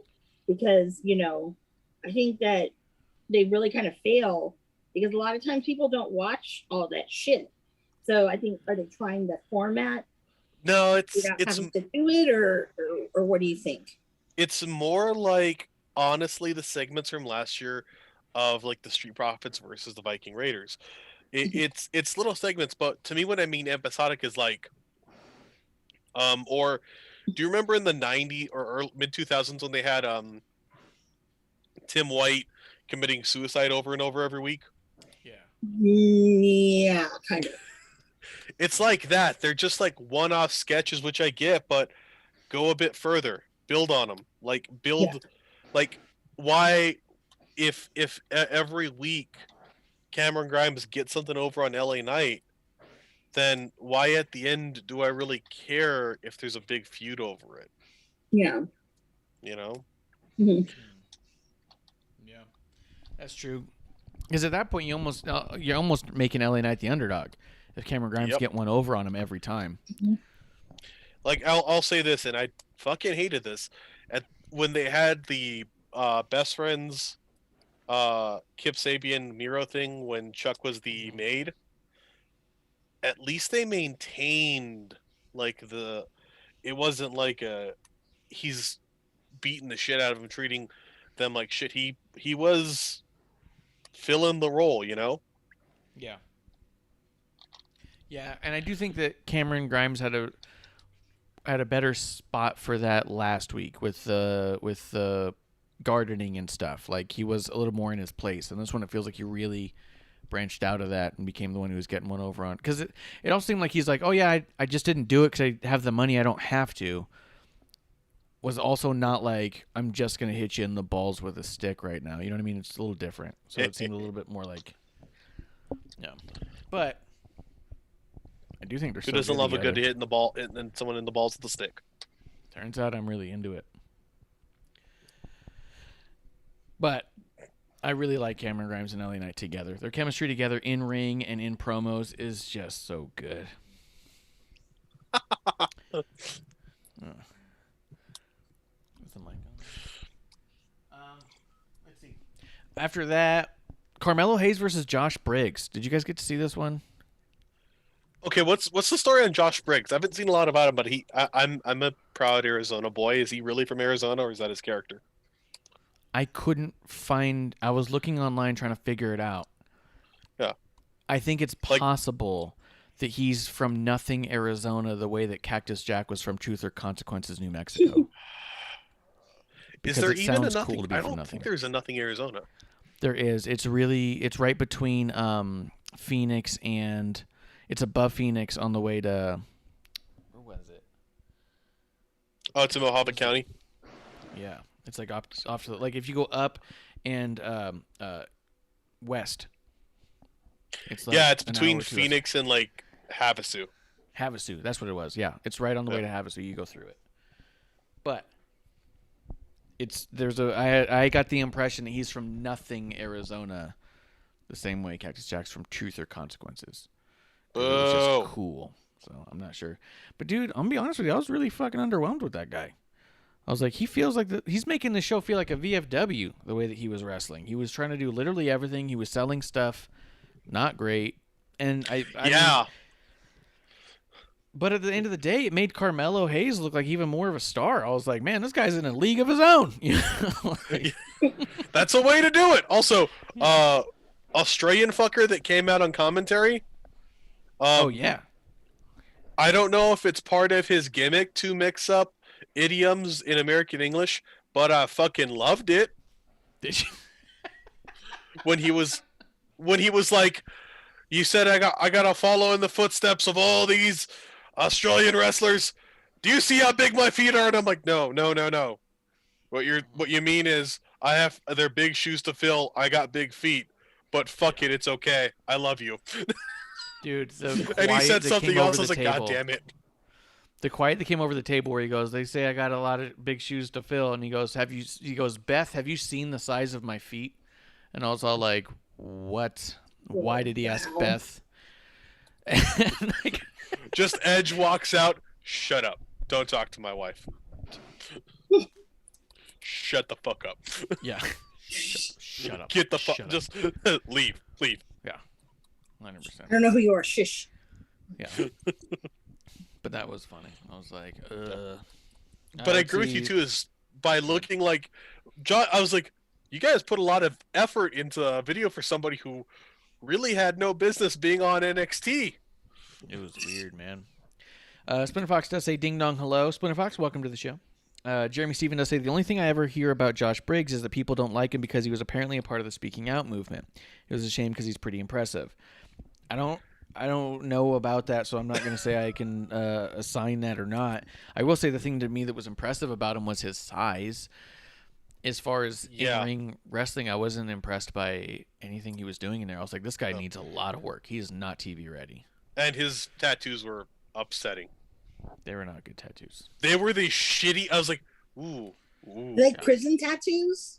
No, they were colored in. It was just like it was bad. It was just like, did your tattoo artist have a seizure, or did you beat the shit out of him when you saw these travesties he put on you? I will and they looked say, half done. Those tattoos is the best argument for him potentially being from Arizona for real, though. There's a lot of terrible tattoos in Arizona, and people think they're cool. They're like, look how awesome my new fucking teacup is. And you're like, remind me never to get a tattoo there. We got some good tattoo places.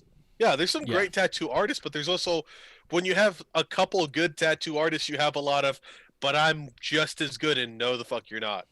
Yes, that's the problem. Is we have like we actually have like some of like a world-renowned artist in town, like 2 of them, I think, and then 2 or 3. Then you have a lot of people who are all like, "Yeah, dude, I taught myself." Okay. Really? Yeah. Oh God. Although, for the record, Ed Slocum is one of the best tattoo artists. And he is self-taught, actually. But he's an incredible artist to begin with, and he's been doing it for a lot of years. But a lot of these people are just really kind of like, yeah, I just figured I'd figure it out as I went. And you're like, yeah, I can see that. Yeah. So, yeah. There's the unfortunate thing, because I think it's one, so hot, two, maybe a prideful thing about us as Arizonans. You will see these shitty tattoos. You will see a lot. You don't have somebody like, oh, that's bad, and they covered up. Like, my brother-in-law, and I feel so bad. He's English, and he went to get a Union Jack done somewhere. Oh no. No. Yeah. The shape, because it's a simple ass Union Jack, looks good. The dumbass did it in like Toyota Racing Blue for the blue, like fucking bright like not even Cowboys, like just blue, like child's toy blue, and it looks bad. He's like, yeah, he said it was healing, and it stayed this blue, and I went to have them redo it, and he's like, oh, I can't do anything about that. So he's got like it just looks like a child's coloring of a Union Jack on his arm. Oh my God. Nice. When he wears his sleeve slightly down, and it's only when he lifts his arm, you're like, what the fuck is that? Yeah. Hey. It was you. It was. But Carmelo Hayes looked fucking awesome, dude. I'm so excited for this dude. I think he's going to be the one to win the whole thing. I think it's going to be awesome. This was followed up by Raquel Gonzalez and Dakota Kai having a promo. Dakota Kai turns on Raquel Gonzalez, kicks her right in the mouth. And now we're clearly building towards Dakota Kai against Raquel Gonzalez at TakeOver. I'm excited for this. I'm very excited for this. Okay, then tell me about that. What's up? Tell me about it. I like Raquel Gonzalez a lot. I think they're good, but Dakota Kai, anytime they're in a match, it seems like, especially when they're in a tag with Raquel, you're like, there's going to be a spot that they're going to do that's going to be so fucking smooth, you're going to question how they did it. Like, in War Games, they had a couple spots where I'm like, that was a fuck up that just turned out good, right? They're that smooth. They make me think of Ricochet. Mm-hmm. So, yeah, I want Dakota Kai to get this belt because Dakota Kai is that damn good. Mm-hmm. I agree. I think Dakota Kai is that good. I just don't know the way that they've had Raquel be this tank of a human, Yes. and Dakota's been like a Dolph Ziggler of the division. It's gonna take a lot for me to buy into Dakota Kai beating the shit out of Raquel when Raquel's throwing people through walls and shit. Like this, you're talking like Braun Strowman versus Sami Zayn. You know what I mean? Like it's gonna take a bit. It's not to say it's impossible, but it makes me hesitant to go into the match, especially to see what's going on. If we're also doing this just to crush Dakota to give Raquel another win, that makes me I'm just not sure. You know what I mean? I don't think the other reason I think they need to have it happen is I don't think you can't feed Dakota to Raquel. Though maybe you could have this be a feud that could go on for a couple matches, a couple NXTs. Yeah, I You can know. see that. Do you think that Dakota takes the title and Raquel moves on? Maybe. I don't know if Raquel goes on immediately because they're very green. I could almost see maybe Dakota takes it, Raquel gets it back because I could see Dakota going to the main roster. That's what I was thinking. I actually think Yeah. Dakota's going to be losing here and moving on. I think this is going to be Dakota's turn and leaving. I think they need to win it and then lose it and look strong for a bit, you know? Right. And I get you. Like, I agree with the concept. I just don't think they're going to do that. Like, I think that I agree that it'd be really nice to see Dakota look real strong here. I think she's gonna not look like it's gonna be a great match, and it's gonna take Raquel to her limits. But then I think Raquel's gonna win, and Dakota's gonna move on. I think Dakota's not long for NXT at this point. And that's just my impression. I don't know. Neither of us know. We're both guessing wildly. Amanda, what do you think about it? You know, it's really interesting that wait, has Dakota gone up before? Or No. not really? No. I don't even think they've been in a Royal Rumble. No. Oh. I don't think she's. Okay. I don't even think she was in Survivor Series with the NXT. I don't think she was even there then. Mm-hmm. Well, I mean, she was there, I but don't she know. wasn't like there. I don't know. It's very interesting to see. It's like you built Raquel as this huge, very dominant woman, and then her little sidekick all of a sudden just kicks her in the face, and I'm just like, whoa. We knew that was going to happen because that's what happens with women. We're petty like that. That's life. But I don't know. Like, I think Amanda's like, I can't count the amount of people I've kicked in the face. Yeah, I don't know what to expect, to be honest. Like, because I'm like, I don't see them moving up or around. Mm-hmm. So, Yeah. yeah. I think they need to move some people up though because like I look at the main roster and I'm like, yeah, you got some people, but it still feels at times really light when it comes to women's performers. Yeah. You know, is that unfair I to think say? Dakota's so good. I think Dakota's so good. She'll fit in just fine on the main roster, and I think it'll be great. So I agree with that. Let me see. In the chat as well, Jeremy does say, "I'm still confused why they had to do Raquel versus Xia Li so early. It seems like such a waste of Xia's momentum. Xia Li's been at the I mean, I don't know about right now because look, she got hurt in the last one, but she had been seen at the SmackDown tapings. Like she was in a couple dark matches. So I think that there's a lot of speculation, at least, that she's same with Aaliyah. I think it was Aaliyah versus Xia Li. I think they're getting them ready with the SmackDown crew. And I think the idea is that she's moving on. So you rush the Xia Li so she can have the shot, make Raquel look good, and then Xia Li moves on. Swin Fox does say HBK Diesel vibes here. Yeah, yeah. Jeremy does say Dakota was in the Rumble that Becky won, but she lasted like 2 minutes total, so it's hard to remember she was in the match. No, we were talking about Raquel. Raquel hasn't been up. Dakota's popped in, but not Raquel. That's who I thought we were talking about. Is that not who we were talking about? Amanda? Yeah. Yeah? All right. Well, that went well. Let's see. Did you guys see the tag match? Caden Carter and Casey Catanzaro versus Frankie Monet and Jesse Kamea? No, I didn't get to see. Yeah.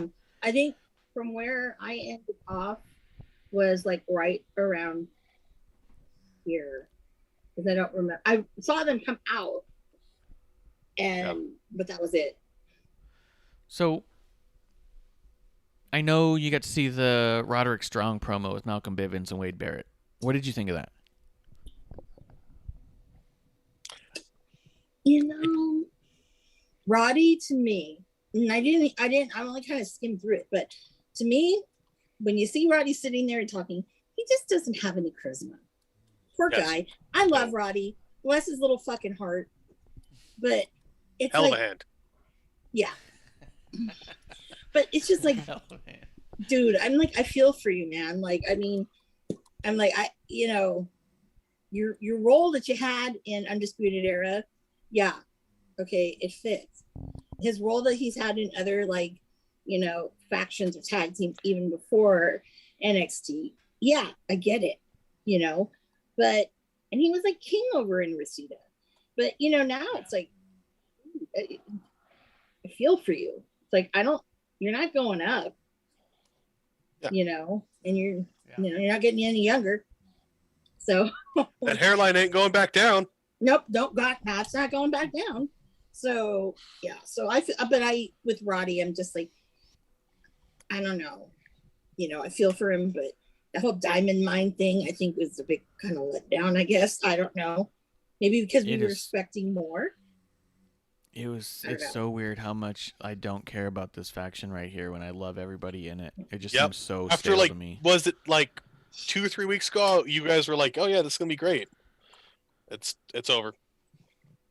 Yeah. No, when I didn't know what it was, I thought it was gonna be great, and then we saw what it was, and I'm like, oh. I mean, I like it more than Hit Row. Yeah. I fucking hate Hit Row. I'm sorry. I think Hit Row has more character and more. I mean, it's more interesting. I think it has more direction. You sound like my dad trying to pitch me on like my first car. It's got more character than than this or that. You sound like like a parent where it's like, we're not gonna get McDonald's. We got hamburgers at home. Yeah. No, we're talking about character. So when I say something is flat and static without any life, and then I say, but this other group has character, it's literally what we're talking about. Like, that's the topic. Is there any life to one versus the other? And I think there's a lot more life in Hit Row, and the characters are more fleshed out, and they're at least they can be campy, but at least they're fleshed out in their characters. With Roderick Strong, It seems like he's on a roller coaster of trying to figure out how do you talk still. And like, it was really weird here because he said some things that sound like it was supposed to be serious, but he said it like was it Ben Stein? It was just like, was that passionate? Like, it was weird. And that's what I'm saying, is that Hit Row at least has excitement to them. They're easy to boo. There's something there. With Diamond Mine, they're not easy to boo or cheer. They're just easy to go to the concession stand. They're easy to watch go away. Yeah. And I totally get people who don't like Hit Row. I get it. But I do think there's something more to that faction and the viability of it than Diamond Mine. Diamond Mine, I just don't see anything there. It's a fucking saltine cracker. I'm like, okay. Yeah. But are we going to get to see that? I don't think so. Because I think it's going to filter out, fizzle out before, anything happens. Because there's a lot more interesting things that are going on in NXT than that. Yeah, exactly. I think that there's so little happening with Diamond Mine that it's just going to disappear one day. So I agree with that. And it's weird because everyone in it is so good. Yeah, go ahead. Everyone in it, like, they're not. Nobody's bad. Like, it's great. Not a bunch of Joshua Briggses. Yeah. The It's shitty Arizona tattoos. Yes. Yeah. Yes. But somehow they've sucked out all the flavor that could possibly be there. Hey, could you say it with a little less life or excitement at all? Like, hey, just calm down. Shut up and say this. You know what I mean? Like, close your mouth and say these words. What? Like, that's what it feels like they're doing. Exactly. Can you mumble it? Just. Yes. Jeremy and Steven does say the Diamond Mine is just missing a purpose for me. I can't get behind them if I don't know why they're together to begin with. And that's just it. Every time they've cut like 4 promos trying to explain why they're a faction, and none of them sound like anything. It's like weirdly void. And here's the other thing. Splinter Fox is in the chat saying how you're talking about Diamond Mine makes it look like they need a mouthpiece. Well, that's the problem, Splinter Fox, is they have one. They have Malcolm Bivens. And when Malcolm Bivens came out with them, everyone was all like, oh shit, here we go. Malcolm Bivens. He is an incredible mouthpiece. And somehow they've sucked the life out of Malcolm Bivens here too. He's coming off so dry. It's weird. That's what doesn't make any sense to me. Is everyone's strong points have just been completely missing here. You know what I mean? Yeah. Well, like I said before on episode 1, without like where Malcolm Bivens was, I mean, he was like part of MJF's mouthpiece. So when you take something like that away, you know, it's like, really, what do you have? What do you have behind you? What's in your, you know, what can you do without this? So that's where, you know, he kind of loses it right there, because it's almost like he's not too sure. Yeah. I don't know. Sometimes I feel like, and I don't know why, because there's something about him that just bothers me. But sometimes I feel like that Robert Stone has so much more like charisma. And when I see Malcolm Bivens, I'm just like, oh my God, this is so fucking boring, you know? And I don't like Robert Stone. There's something about him that bothers me. Yeah. So I can't pinpoint what it is. It's like you and Gargano. Like I just can't. Yeah. No, I got you. Let's see. There was that other stuff. I will break it down real quick just because Jeremy mentioned. He goes, I was interested in Frankie Monet when she first came to NXT, but now I'm really not sure, or I'm not really sure what they're doing with her. Dude, I feel like that she's cooled off so much because they're putting her in jobber matches with people who can't carry their own weight. But then they put her in this tag match with Jessie Kamea and Caden Carter and Casey Catanzaro. And I actually think Caden and Casey came out looking really good here. And Frankie and Jessie did not. I know Casey and Caden got the win, but in general, they just looked like a well-oiled machine. They looked impressive. And Frankie and Jessie just looked like they didn't know what they were doing in general. And I don't think that was part of like they're fresh as a team. They just were clunky and weird. And I was like, what is happening? Oh, and then Splinter Fox does say, seems like Diamond Mine is a knockoff of Imperium. Maybe. Yeah, maybe. Imperium's better at it. But I will say that Robert Stone was still lurking around with Frankie. It looks like Frankie Monet's taken over that as like a leader type. And it's weird because, yeah, Monet came in with such fervor, and at this point I'm kind of like, I don't know. I don't see how she fits right now. So we'll see, I guess. Let's see, I'm going to run through some stuff. Hit Row had a video package. They were speaking in Spanish and English at El Fantasma. Then they had a tag match against them. And it was actually pretty decent overall for what it was. Fantasma and Hit Row were all good in the ring, so the match was good. Triple H Shawn Michaels announced with William Regal that they're going to be putting Walter and Ilya Dragunov on TakeOver 36 for the NXT UK title. That may steal the show. It will steal the show. There's a good chance of that. I don't think there's anything that can compare to that right now. That's on NXT. That would have that much. Yeah. I mean, no offense, Joe. Walter versus Dragunov, that's still one of the best matches that's happened all year, and there was no one in the crowd. Like, you couldn't have had a more dead crowd, and it was still one of the most brutal matches. It was so good. So, yeah, this is going to be amazing. If it's anything even like their last match, it's going to be amazing. Yeah. Oh, and just to circle back, Imperium defeated Hit Row. It was an Imperium versus Hit Row match, which was good. But Let's see. In the chat, Sort Fox says, not a Walter fan. I don't get it. I don't know what to tell you. If you've seen it and you don't get it, I don't know what to tell you. I don't know how to help you get it. I don't know. He's just so legit. Like, I don't know. I mean, is there anything that you, like, do you have anything on that one, Klump? Not really. All right. And then there was the main event, and we'll wrap it up. It was Adam Cole versus Bronson Reed. I don't think either of you got the chance to see that. Personally, I was just not a fan of seeing Reed get his ass kicked by Adam Cole. It was pointless. It was absolutely pointless. Bronson Reed losing to Adam Cole does literally nothing for Adam Cole. Adam Cole's not a bigger star for having beat Bronson Reed. But Bronson Reed losing like that to Adam Cole just means that he's, like, doesn't belong. You know what I mean? For a dude who just got the championship and then lost it short term, now he's, like, trying to reestablish himself in his footing and say, look, I'm still a legit threat. And he lost to Adam Cole like that. Is like, okay, so what do you, like, I don't know where you belong now. So I'm hoping he's getting called up because it doesn't add any momentum to Adam Cole. They've already had Adam Cole beat everyone. He's already had the championship reign of a lifetime. Like, he didn't need to lose to Adam Cole on the way out, if that's the thing.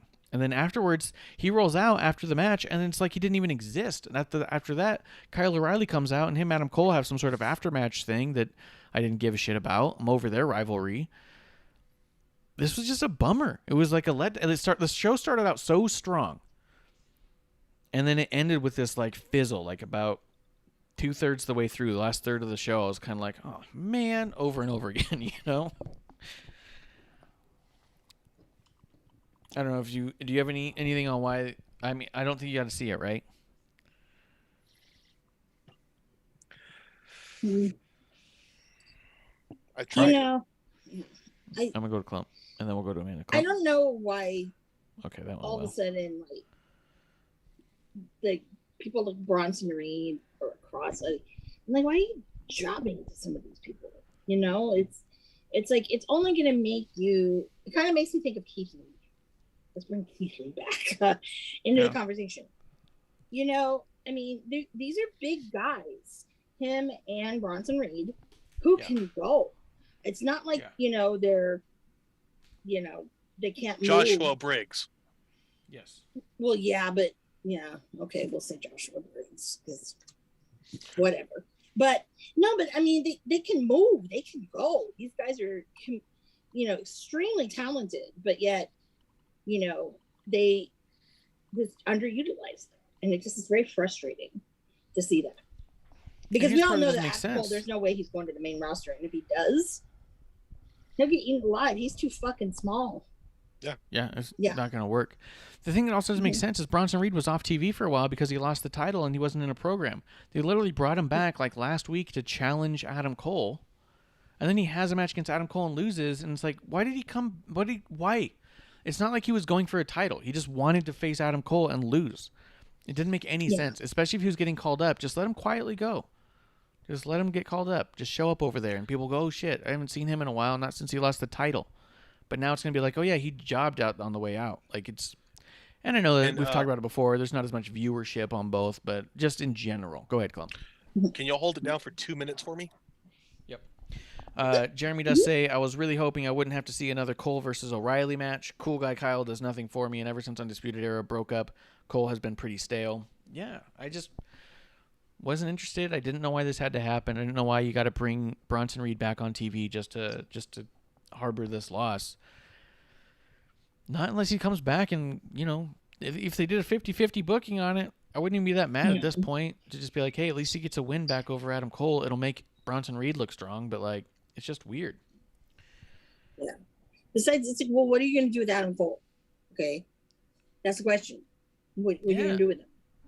And then, like, Kyle Fox brings up a good question. Let's hit this question. He says, how are you, how you all are talking about it, do you think NXT is trying too hard? I think they're definitely trying too hard for Adam Cole. Like, they're trying to establish him as, like, this thing that's unstoppable force, and it just doesn't flow well. It was like when they were doing that with Gargano, and even now they still sort of do it with Gargano, and it's frustrating. Like, go ahead, Amanda, you hit that one. Yeah. I mean, I don't know. It's just really weird. Like these guys are in these really strange positions that I'm like, God, like I'm like, I don't necessarily feel like I'm like not really into it. Like it just kind of pulls me out because this like hipster Jason Mraz wannabe, Kyle O'Reilly. I'm like, what the fuck is that? I can't take it seriously.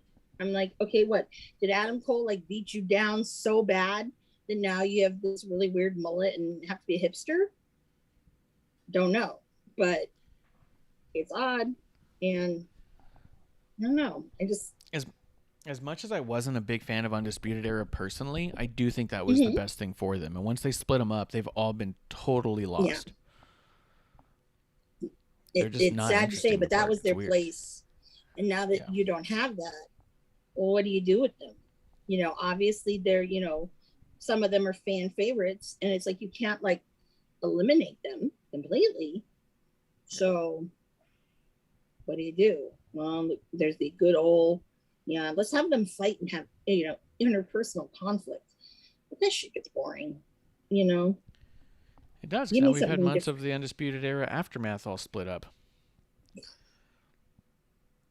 So Fox does say, I think the golden era of NXT with the Owens, Pac, Finn, Bayley, Asuka, Banks, etc. spoiled us too much. So I don't think that it's like yes and no.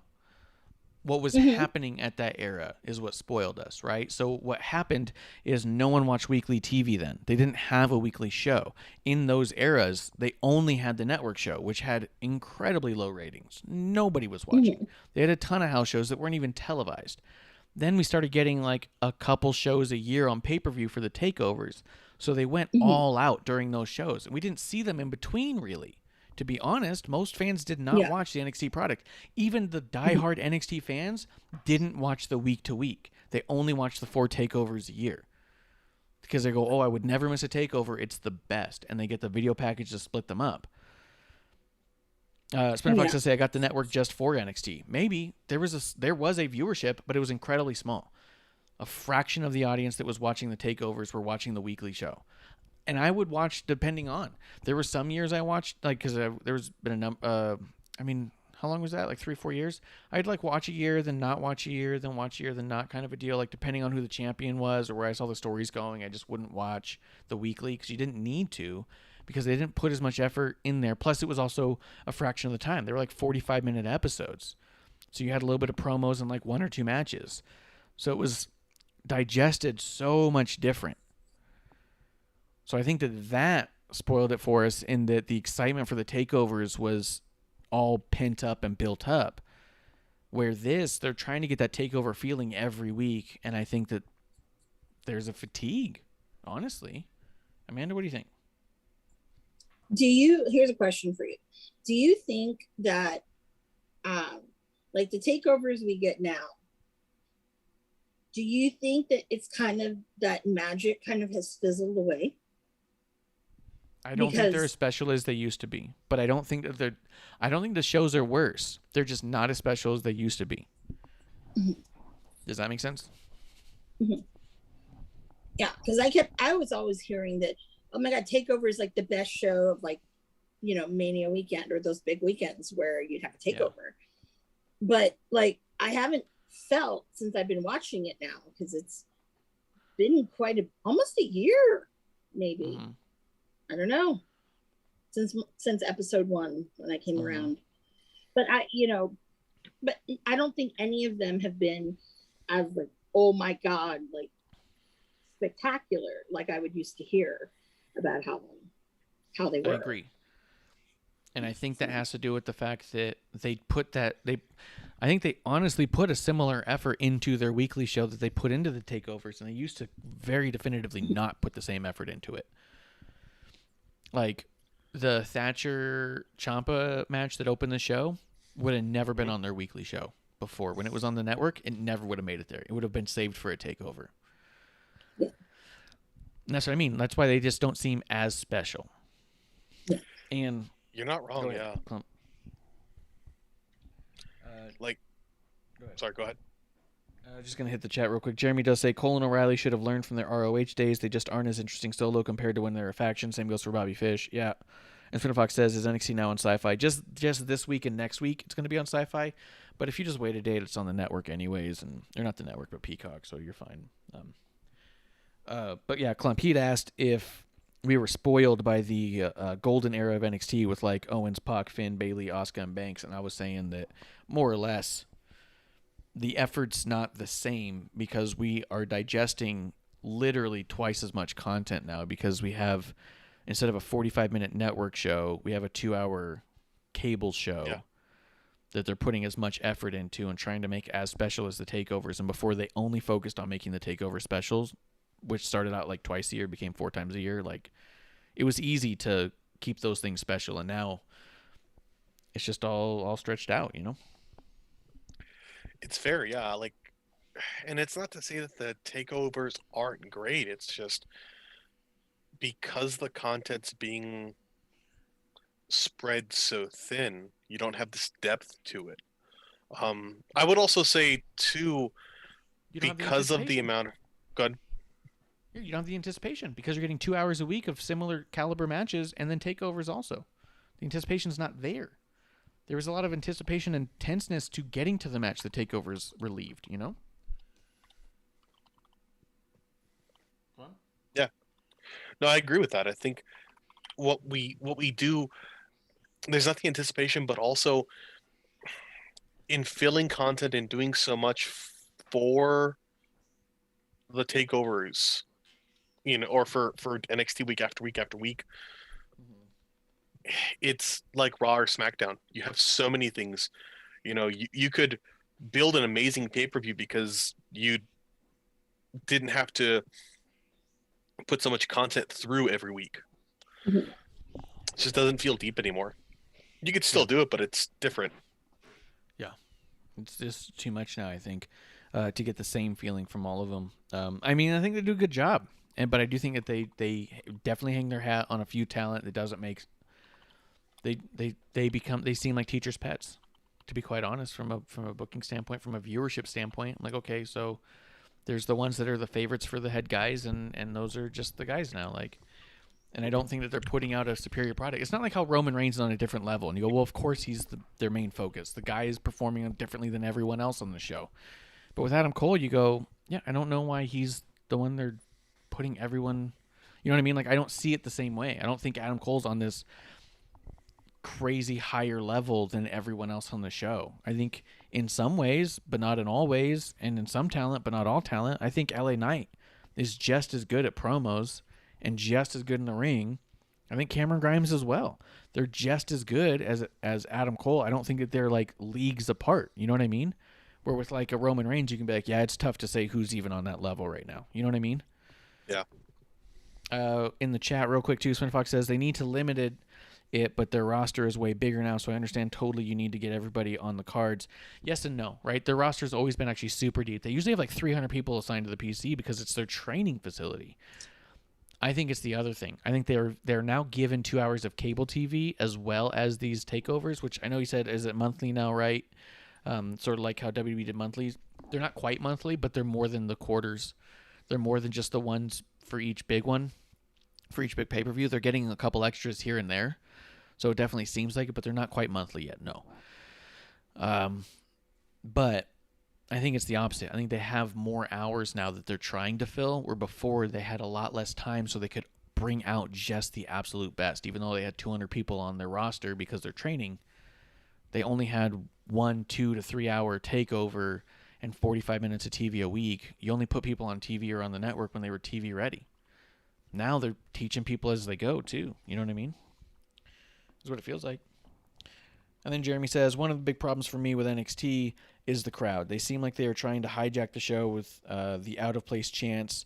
Personally, the crowds on Full Sail were incredible crowds. I actually agree. I think the crowds in NXT almost ruin the show most of the time. And then Spin Fox says, maybe it will change when they start traveling for the major pay-per-view takeover. I'm hoping so, too. I think that there's still a lot of possibility here. There's still incredible talent. There's still incredible production. I didn't even watch the year that Adam Cole was a champion because I was just that disinterested in Adam Cole. So when we hang this much on him, I go like, you're ruining one of my guys because I'm just such a big Bronson Reed fan. And I know that's not fair, but it is what it is. Amanda, anything else you think I'm missing here? No, but it does. Sometimes I just wonder too, because like back then, I mean, the rosters had a lot of really good talent. I mean, not to say that they don't right now, because there's a lot of really good talent, but it just makes me wonder: was it magical because of the people that were there? Because these are people now that have been killing it, like on the main roster, and it makes me just think, like, maybe they didn't, like, part of me feels like maybe they really didn't, with these people that came from the indies, maybe they really just didn't know really what to do with them or how it would make it click, because some of them have, like, they learned backyard wrestling. Some of them, they've only been doing it for a year or something like that. So that's where I'm kind of like, I don't know. So that's what I always wonder, because there's a lot of talent, but there's just something extra special about those talents in particular. That's true. And everyone that Splinter Fox listed is a surefire Hall of Famer. You know what I mean? Yeah. Like, they're just that incredible. So yeah. And he says, Splinter Fox does say, is the locker room chemistry a thing? Probably. But I've even heard from people in these interviews that the locker rooms in NXT were always, well, maybe it is changed, right? Because back then they talk about how it was like it was so cohesive and such a team of, we have to prove that we're better. It was a follow that motherfucker attitude, a follow that my friend, as Triple H was saying, that when they knew they were going to have their one show, if they wanted to make the WrestleMania card, shaking their boots of like, guys, we could be on that show. We just aren't on that show. And maybe now you've got the lifers who, like Ciampa, like Gargano, who said they don't want to go to the main roster. They want to stay in NXT forever. Maybe the mentality and the drive to prove you can be on main event or on a WrestleMania card is not the same. That could very well be. And I don't know. And who the fuck am I? And I'm not trying to talk down to anybody or about anybody. Speculating, talking, having drinks with friends, my drinking buddies, my cohorts here in the dive bar of the IWC. Klump? Yes, sir. I rambled a lot. Is there anything you want to throw in on top of that? It cut out there a bit. Can you repeat, champ? You start, like, all of a sudden you got really quiet. And I was like, yeah. Well, I hope on the podcast picked up. Splinter Fox was saying, is the locker room chemistry a thing? And I was saying, I wonder if that is part of it, because I wonder if with the idea of the people that was listed before, that originally in some of the interviews, they would say that it was very much a follow that motherfucker or a my friend mentality in that locker room, whereas now I don't know if that mentality is the same, where they knew their only show starting was going to be same weekend as WrestleMania. It was, we need to prove we're just as good as WrestleMania, if not better. Where now, when you have lifers like Gargano and Ciampa who have said they don't want to leave NXT and they would retire before leaving NXT, then it's like, well, maybe they don't have that same drive to prove they can get on WrestleMania. Maybe they don't have that same drive to try to impress Vince McMahon. Maybe they feel definitely content in having already impressed Triple H and just being a lifer in NXT. Maybe that does hurt the product. I don't know. And I'm not trying to talk down about anyone or anything like that. It's just, maybe that's a real thing. I don't know. I'm speculating and having a drink with my friends, my drinking buddies. That's what I was saying, Klump.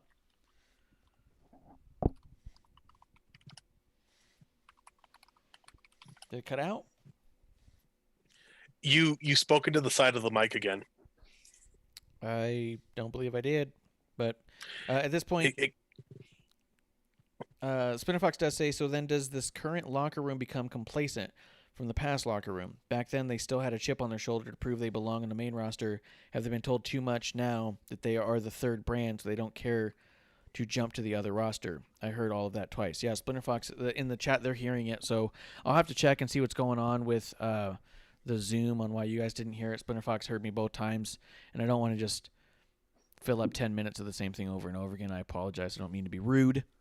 but I also don't want to be repetitive and be boring. So, Klump, was there anything about NXT you thought that we missed that you wanted to throw out there? I'd say overall, like the quality of the shows, and which I know we kind of talk about, but like in short, yeah, it's a different audience. It's a different game for a different audience, so I can't be too much of a curmudgeon. But um, NXT, to me, was just a more complete show. It was funnier. The matches felt good. You had run-ins that were sensical and didn't take away from the match. I thought NXT was a good quality show this week, and AEW had moments that I thought were actually AEW had a moment or two that I thought were decent, but it felt like everything every segment I watch is cursed. It was all cursed. Yeah, that's funny. Amanda, what did you think? Well, no, since I really didn't get to watch the whole show this week, I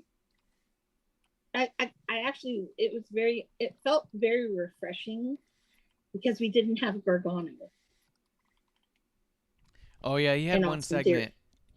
Yeah, but I mean, but it was easy to forget. But it wasn't like, oh my god, we have to sit through this bullshit. Yeah. Again, he's like a Debbie Downer. I don't know. But, yeah. I agree. I agree.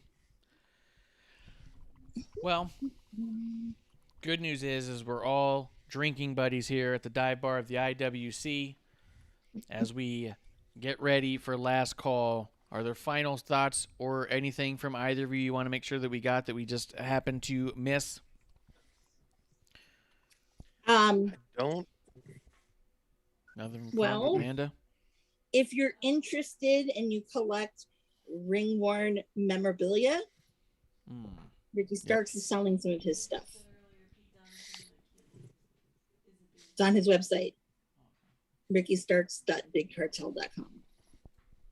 Yep, that's true. Check out Ricky Starks. Get some of that ring-used Ricky Starks gear. Micah did say in the chat, I guess, on YouTube that he can't believe that Pete Dunne's not being pushed to the moon. It's hard. Yeah, I mean, everyone in that first match, I was just like, okay, this is who the whole show should be anchored on. But, it is. No, NXT UK was very good, though, this week. I always encourage people to watch it.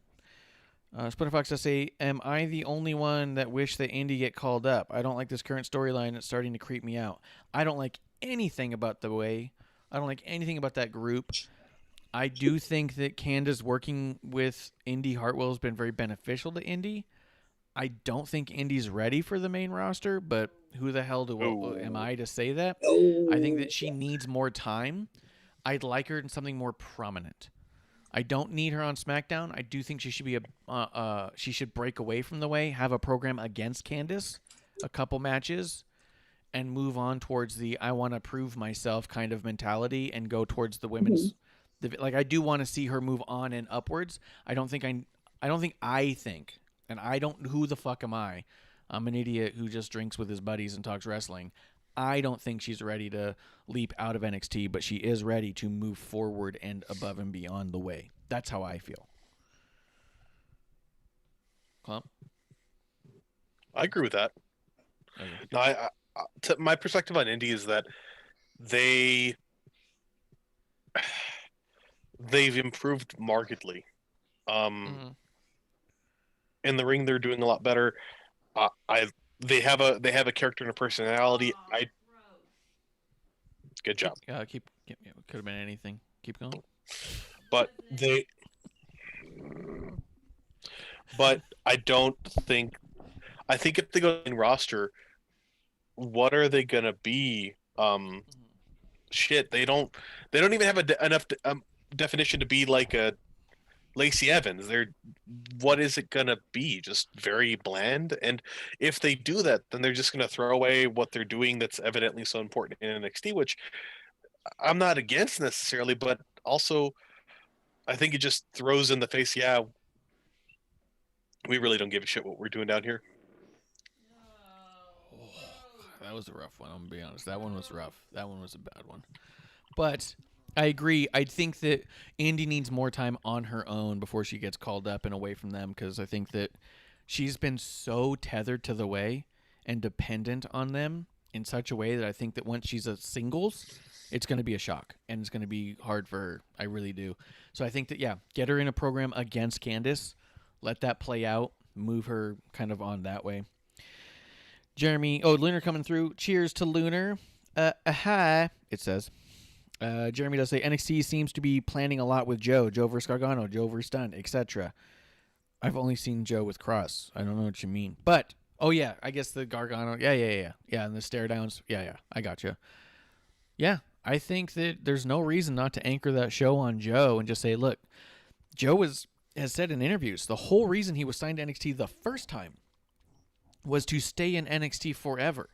He was only supposed to be on the non-televised NXT shows. He was such a big name in the indie market, they wanted it when they traveled to house shows that his name would bring in the indie fans.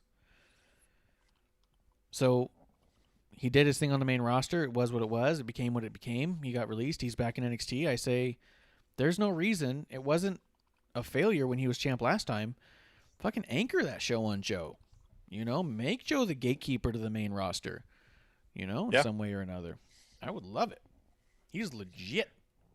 I think that's a great character to have. I mean, I liked when Cassie Sono played that role, though it was more like, this is your test to be in NXT, period, which kind of sucked because he was a damn good worker.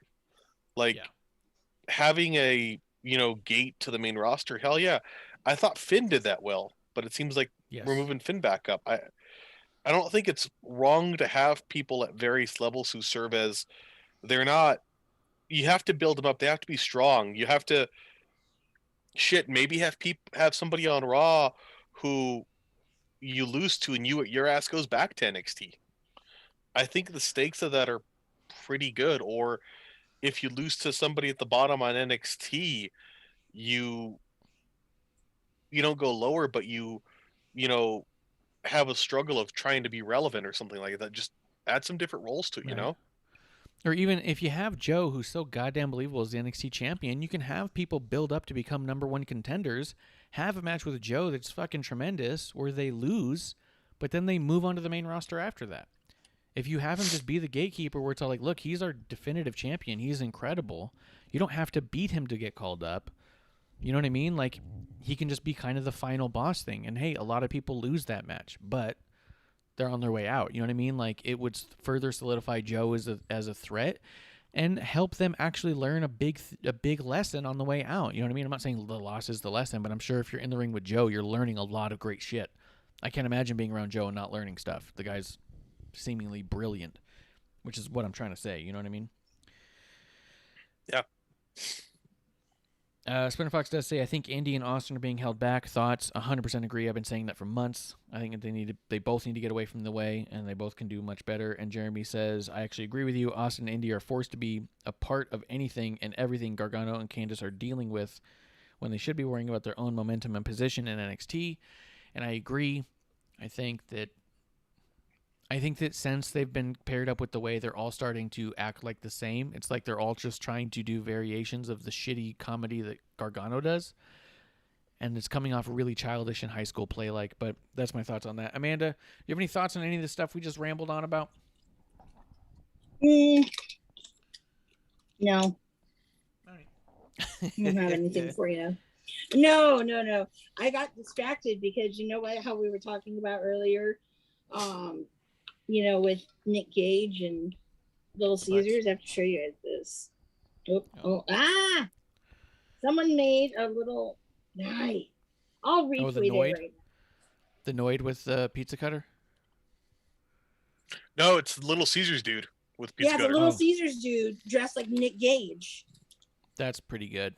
Yeah, get that That's out there. pretty dope. Retweet it. Find Miss Amanda Jayne with a Y on Twitter. Give her a follow and see this Little Caesar one, or go and see Crybaby Klump on Twitter. He'll retweet it as well because why not? Yeah. Lunar does say, I I'm guess out I of the jobbed watch for selling Joe. business again. You ran out of stock. You did it well. No, I got my password back, and I wish the person well. They got bigger than me, so they had to create their own account. Then to move on. Lunar says, I guess I'd job for Joe. And that's what I mean. Like, if you were... I mean, think about, like, Drew McIntyre as an example. How he came into NXT to prove something, whatever. He wanted to prove that he was good enough to be back. If he had gotten up to the match against Joe but lost the match to Joe and then just showed up on the main roster, would it have been this, like, horrible, unbelievable thing?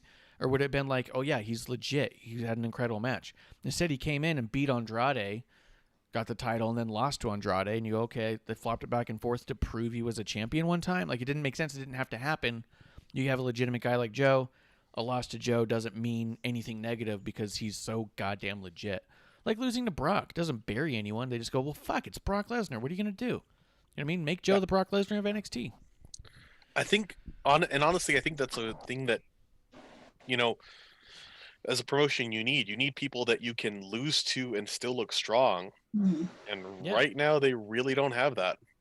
They think they That's do. true. I think, like, the idea is that certain people, yeah, you do, but I don't know, because a lot of these people have lost to other people too. You know. Yep. Maybe a Yeah. Cena, maybe Roman?